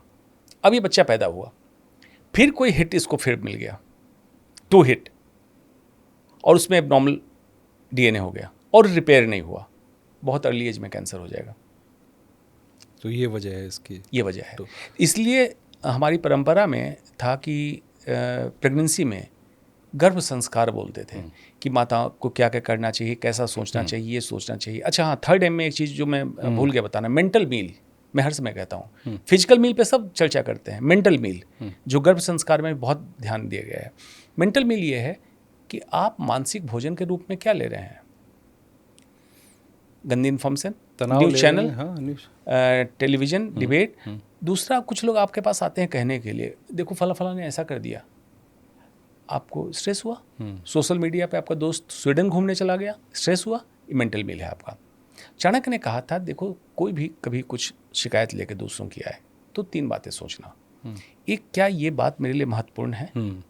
दूसरा, ये अगर आज मेरे लिए कह रहा है, दूसरे के लिए कह रहा है, तो कल मेरे लिए भी कहेगा। और तीसरा, जिसके लिए कह रहा है वो व्यक्ति मेरे लिए कितना महत्वपूर्ण है, मैं क्यों सुनूं इसकी बात? तो अपने समय को बचाएं और बैड मेंटल मील न लें। एक और चीज़ थी, मैं पूछना चाह रहा था कि आजकल जो होम्योपैथी और आयुर्वेद ये सब तो है ही है, बाबापैथी भी चल रही है। कैंसर किसी को हो गया तो बताए कि फलां 200 किलोमीटर दूर गांव में एक बाबा जी हैं, वो कुछ देते हैं कैंसर की दवा और कैंसर ठीक हो जाता है। इसको मैं बाबा थेरेपी कहता हूँ। और इनकी जो ट्रोल आर्मी है बाबाओं की, बड़ी स्ट्रांग है। मुझे इस पर गाली भी देते हैं। अच्छा, गाली इसलिए देते हैं कि डॉक्टर को ये लग रहा है कि धंधा बंद हो। पूरे पॉडकास्ट में मैं तो डॉक्टर के धंधा कम करने की बात कहता हूँ। हाँ, अब मैं बात ही ऐसी कर रहे हैं जो पसंद रास नहीं आएगी ना डॉक्टर को, हाँ, ना फार्मास्यूटिकल लॉबी को, ना सरकार को। तो मेरा ये मकसद नहीं है, मेरा मकसद है सच बोलना। हाँ। सच बोलना से मतलब है, अगर भारत में नीट की परीक्षा है जिसको पास करके कोई MBBS या BMS मतलब आयुर्वेद का डॉक्टर बनता है, ये बाबा कौन से ऐसी विलक्षण प्रतिभा लेके पैदा होता है? झाड़ फूक भी करता है, फूक से कैंसर ठीक करता है, गौमूत्र से, गोबर से कैंसर ठीक करता है। अगर है तो इस पॉडकास्ट के माध्यम से दोबारा कहता हूँ, पहले भी मैं चैलेंज कर चुका हूँ कि एक मरीज बाबा अपना बताए, मैं आऊँगा, मैं उसकी जांच करूँगा, बाबा इलाज करे, मैं मॉनिटर करूँगा। जब कहे कि मेरा इलाज कंप्लीट हो गया, मैं जांच करके साबित करूँगा। कैंसर अगर ठीक हो गया, मैं अपनी प्रैक्टिस छोड़ के बाबा का चेला बन जाऊँगा। आज तक कोई बाबा क्यों नहीं हिंदुस्तान में निकल के आया? उसकी ट्रोल आर्मी निकलती है और झूठ बोलती है कि इतने कैंसर के मरीज ठीक हुए। तो दिखाओ ना भाई, मुझे पहले दिखाओ, पहले जांच करने दो। इसको बाबा थेरेपी कहते हैं। तो मेडिकल को कंट्रोल करने के लिए मेडिकल काउंसिल ऑफ इंडिया है, डेंटल को कंट्रोल करने के लिए डेंटल काउंसिल ऑफ इंडिया है। तो बाबा काउंसिल ऑफ इंडिया बनना चाहिए जो बाबाओं को कंट्रोल करे कि भाई तुम मंत्र करो, पूजा पाठ करो, ये ना करो, और ये करना है तो प्रॉपर नीट की परीक्षा दो, डॉक्टर बनो, फिर करो, या प्रत्यक्ष और प्रमाण दो। विज्ञान को हर्ष में चाहिए। डॉक्टर साहब, मैं ये पूछना चाहता था, नशे का और कैंसर का क्या कोई डायरेक्ट कोरिलेशन है? बिल्कुल है। कैसे? दोनों। कुछ नशा तो डायरेक्टली, जैसे टोबैको बेस्ड प्रोडक्ट जितने हैं डायरेक्टली कैंसर के कारक हैं। कुछ और नशा जैसे गांजा, चरस, बहुत सारे ऐसे, अल्कोहल, ये भी कैंसर का कारण है डायरेक्टली इनडायरेक्टली। नशा जो लोग करते हैं उसमें स्ट्रेस एक बहुत बड़ा फैक्टर है, एंग्जाइटी और डिप्रेशन एक बहुत बड़ा फैक्टर है।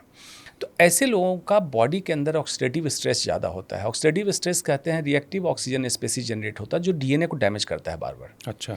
तो ऐसे व्यक्ति में इटसेल्फ भी कैंसर और हार्ट डिजीज का रिस्क बढ़ा हुआ था। ऊपर से उसको एंग्जाइटी को, डिप्रेशन को कम करने के लिए उसने नशा किया, जैसे शराब, सिगरेट या कोई भी इस तरह का नशा, वो भी डीएनए को डैमेज किया। ये दोनों मिलके उसको कैंसर या हार्ट डिजीज की तरफ ले गया। अच्छा, किसी को आपने कहा अर्ली डिटेक्शन ज़रूरी होता है, तो क्या सिम्टम होते हैं जिससे इंसान को पता चले कि कुछ अबनॉर्मल है बॉडी में? कैसे हम अर्ली डिटेक्ट कर सकते हैं कैंसर को? इसमें 2 स्तर पे जागरूकता की ज़रूरत है।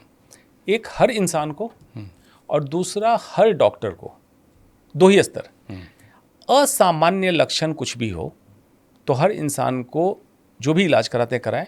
3 हफ्ते बाद भी ये लक्षण ना जाए या दवा लेने के बाद दोबारा आ जाए तो कैंसर की जांच जरूर कराइए। उदाहरण के तौर पे खांसी हो रही थी, आपने एलर्जी की दवा, एंटीबायोटिक, टीबी की दवा ले ली, 3 हफ्ते बाद भी खांसी रह रही है, आप एक्सरे, सीटी स्कैन, डॉक्टर को बोलिए कैंसर की एक बार जांच करा लो।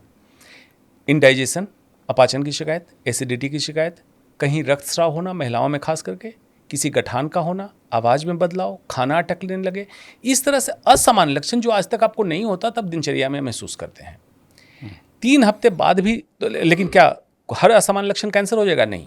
90% नॉन कैंसर की तकलीफ होगी, 10% कैंसर की तकलीफ हो सकती है। तो आपको ये ध्यान देना है। हर डॉक्टर को क्या देना है कि आप किसी बीमारी का इलाज कर रहे हैं, रिस्पॉन्स वैसा नहीं मिल रहा है तो अब दवा बदल के काम मत चलाइए, पहले जांच कराइए कि हो सकता है कैंसर है। इसमें फिर मैं कहूँगा इस समय डॉक्टर पेशेंट रिलेशनशिप और ट्रस्ट की बात है कि डॉक्टर जैसे ही कहेगा जांच कराएं तो मरीज को लगता है बेवजह जांच कराएगा। हाँ, ये है कि पैसा कमाने के लिए। हाँ। लेकिन डॉक्टर तो होशियार है, पहले तो आपको दवा दी, रिस्पॉन्स नहीं आया तो आप भी कहिए डॉक्टर साहब जांच करा लीजिए। वही स्टेज है जहाँ हम डिटेक्ट अगर करेंगे तो बहुत अर्ली स्टेज या प्री कैंसर में डिटेक्ट करेंगे, कैंसर ठीक हो जाएगा, ठीक हो जाता है। इसमें कोई वो डाउट, कोई इफ एंड बट की बात ही नहीं है। कुछ लोग कहते हैं, कुछ लोगों का ये मानना है, मेरे परिचय में है, कुछ लोग कहते हैं कि हम कीमोथेरेपी ना करवाते तो शायद ज़्यादा दिन जीवित रह जाते, कीमोथेरेपी से बॉडी बेकार हो गई हमारी। ये मिथ है या क्या है? कुछ सच है, कुछ मिथ भी है। अच्छा। अब विज्ञान तो हर समय आधार मानता है। किसी बीमारी में कीमोथेरेपी की बात जब कही जाती है तो बहुत सारे केसेज को पहले रिसर्च में रिक्रूट किया जाता है और देखा जाता है कि वाकई इससे फ़ायदा हुआ, तब उसको हम प्रोटोकॉल में लाते हैं। प्रोटोकॉल से मतलब है कि ये स्टैंडर्ड ट्रीटमेंट होना चाहिए। उसमें अगर मान लीजिए कि कभी कोई बेवजह कीमोथेरेपी डॉक्टर ने दे दी तो वाकई गड़बड़ है, उसको ज़रूरत नहीं थी, हो गई कीमो। और दूसरा ये है कि किसी और कारण से कैंसर रिलैप्स हुआ या आपने डाइट अपना ठीक नहीं किया, आपने ट्रीटमेंट सही नहीं कराया, या बहुत सारे और भी पहलू हो जाते हैं। अगर मान लीजिए ये है, आपका डायबिटीज़ कंट्रोल ठीक नहीं था, हाइपरटेंशन नहीं ठीक था, हार्ट डिजीज़ नहीं ठीक थी और ये गड़बड़ हो गया आउटकम, तो मरीज को लगता है कीमो कराया इसलिए हो गया। तो इसीलिए हर समय कहता हूँ ऑन्कोलॉजिस्ट बेस्ड प्रैक्टिस होनी चाहिए, ऑन्कोलॉजिस्ट डिसाइड करे और फेयर क्रेडिबल। वही बात हो गई कृष्ण और अर्जुन। दूसरा, जो लोग थोड़ा सा जिनमें साक्षरता दर कम है, गांव गिराव में रहते हैं कहीं, वो लोग समझते हैं कैंसर छुआछूत की बीमारी है, तो इसको थोड़ा क्लेरिफाई कर दें। बिल्कुल, लोग पूछते हैं, मुझसे भी आगे पूछते हैं कि घर में कैंसर है तो क्या हम टॉवल इस्तेमाल करें, ये ग्लास बर्तन इस्तेमाल करें, साथ में रहें न रहें। कैंसर छुआछूत की बीमारी नहीं है। सबको मैं यही कहता हूँ कि अगर कैंसर छुआछूत की बीमारी, मैं सुबह शाम कैंसर के रोगी को देख रहा हूँ तो सबसे पहले डॉक्टर को होना चाहिए। कैंसर आपके शरीर की कोशिकाओं की एबनॉर्मलिटी है, लेकिन एक जैसे चीज़ है सर्वाइकल कैंसर, बच्चेदानी के मुंह का, ह्यूमन पैपिलोमा वायरस से होता है। कैंसर होने की वजह छुआछूत जरूर रही, ह्यूमन पैपिलोमा वायरस, उसमें अनप्रोटेक्टेड सेक्सुअल इंटरकोर्स अगर मल्टीपल पार्टनर के साथ हो तो वायरस एक पार्टनर से दूसरे पार्टनर में ट्रांसमिट होता है और इसमें कैंसर होता है। लेकिन कैंसर हो जाने के बाद छुआछूत है, ऐसा नहीं है। अच्छा, ये मतलब है कि ये अवधारणा है, सिर्फ ये अवधारणा है, मिथ है ये, कि ऐसा कुछ नहीं होता है। डॉक्टर साहब, मेरा एक सवाल ये भी है कि लोगों में बड़ी भ्रांति है, किसी के हाथ में यहाँ कोई गांठ बन गई, यहाँ कोई गांठ बन गई, तो लोगों को दूसरे लोग भी डरा देते हैं और खुद भी डरने लगता है कि कहीं ये कैंसर तो नहीं है। तो इसका मतलब किसी को ये- गांठ बनी तो क्या ये करे? छोटी सी गांठ जो होती है फाइब्रोमा या लाइपोमा जैसी चीज़ होती है, ये कैंसर नहीं है। अच्छा। हर गांठ कैंसर नहीं है, लेकिन ये जरूरी है कि अगर गांठ हुई है तो एक बार डॉक्टर को, ऑन्कोलॉजिस्ट को दिखा लें, देख के जांच करा के बता देगा, लेकिन पैनिक ना करें। कैंसर की जागरूकता में दिक्कत ये है कि लोग फिर दूसरे एक्सट्रीम पे चले जाते हैं। पेंडुलम में एक एक्सट्रीम पे है अज्ञानता और इग्नोरेंस, दूसरे एक्सट्रीम पे है हाइपर एक्टिव। वो भी ना करें। इलाज जो कोई करवाता है तो ऐसा कहा था कि इसका इलाज सबके बस की नहीं है। ये भी एक अवधारणा है लोगों के बीच में कि कैंसर हो गया तो आप आर्थिक तौर से कंगाल हो जाएंगे, आप अगर बहुत मजबूत नहीं है घर से तो आपकी ज़मीन बिक जाएगी, घर बिक जाएगा। ऐसा है क्या आज की डेट में? इसकी चर्चा हमने पहले की। अगर कैंसर में इलाज के खर्चे की बात आती है तो मतलब प्राइवेट अस्पताल की बात आ रही है। बिल्कुल। तो आंखों पे पर्दा डाल दिया गया आपके, सरकारी अस्पताल में इलाज क्यों नहीं है? तो जब आप सांसद विधायक चुन के भेजते हैं तो उनसे पूछते हैं कि तुमने स्वास्थ्य व्यवस्थाएं कैसे दुरुस्त की, या प्राइवेट हॉस्पिटल पे अंकुश लगाया नहीं लगाया? ये तो बड़ी छोटी समस्या है। ये आपके आंखों के सामने पर्दा डाला गया। अब जैसे आयुष्मान भारत योजना ही है, 5 लाख का कवरेज, 5 लाख किसको चाहिए? प्राइवेट को चाहिए। तो चलिए, आप जब आए पार्टी में, सत्ता में आपकी पार्टी जब आई तो आपके पास चरमराई हालत थी स्वास्थ्य व्यवस्था की, मान लेते हैं। तो 5 साल में आप पब्लिक प्राइवेट पार्टनरशिप करते, कुछ करते, कंट्रोल करते और सरकारी व्यवस्थाओं को दुरुस्त कर लेते, ताकि ये आयुष्मान भारत, आयुष्मान कार्ड की जरूरत ना होती और धीरे धीरे हमारी व्यवस्थाएं दुरुस्त होती, तब तक तो ठीक है। लेकिन आप खुला छूट दिए हुए जिसको जितना मर्जी है बिलिंग कर ले, हाँ, ये तो गलत है। लूट। दूसरा मैं एक जानना चाहता था, आपने देखा होगा जो बड़े बड़े सेलिब्रिटीज़ हैं या जो भी बड़ी शख्सियत हैं, जो भी लोग हैं जिनके पास पैसा बहुत इफरात में है, वो लोग देश छोड़ करके बाहर जाके अपने कैंसर का ट्रीटमेंट करवाते हैं। तो क्या हमसे बेहतर टेक्नोलॉजी ट्रीटमेंट की बाहर है या कोई और वजह है इसकी?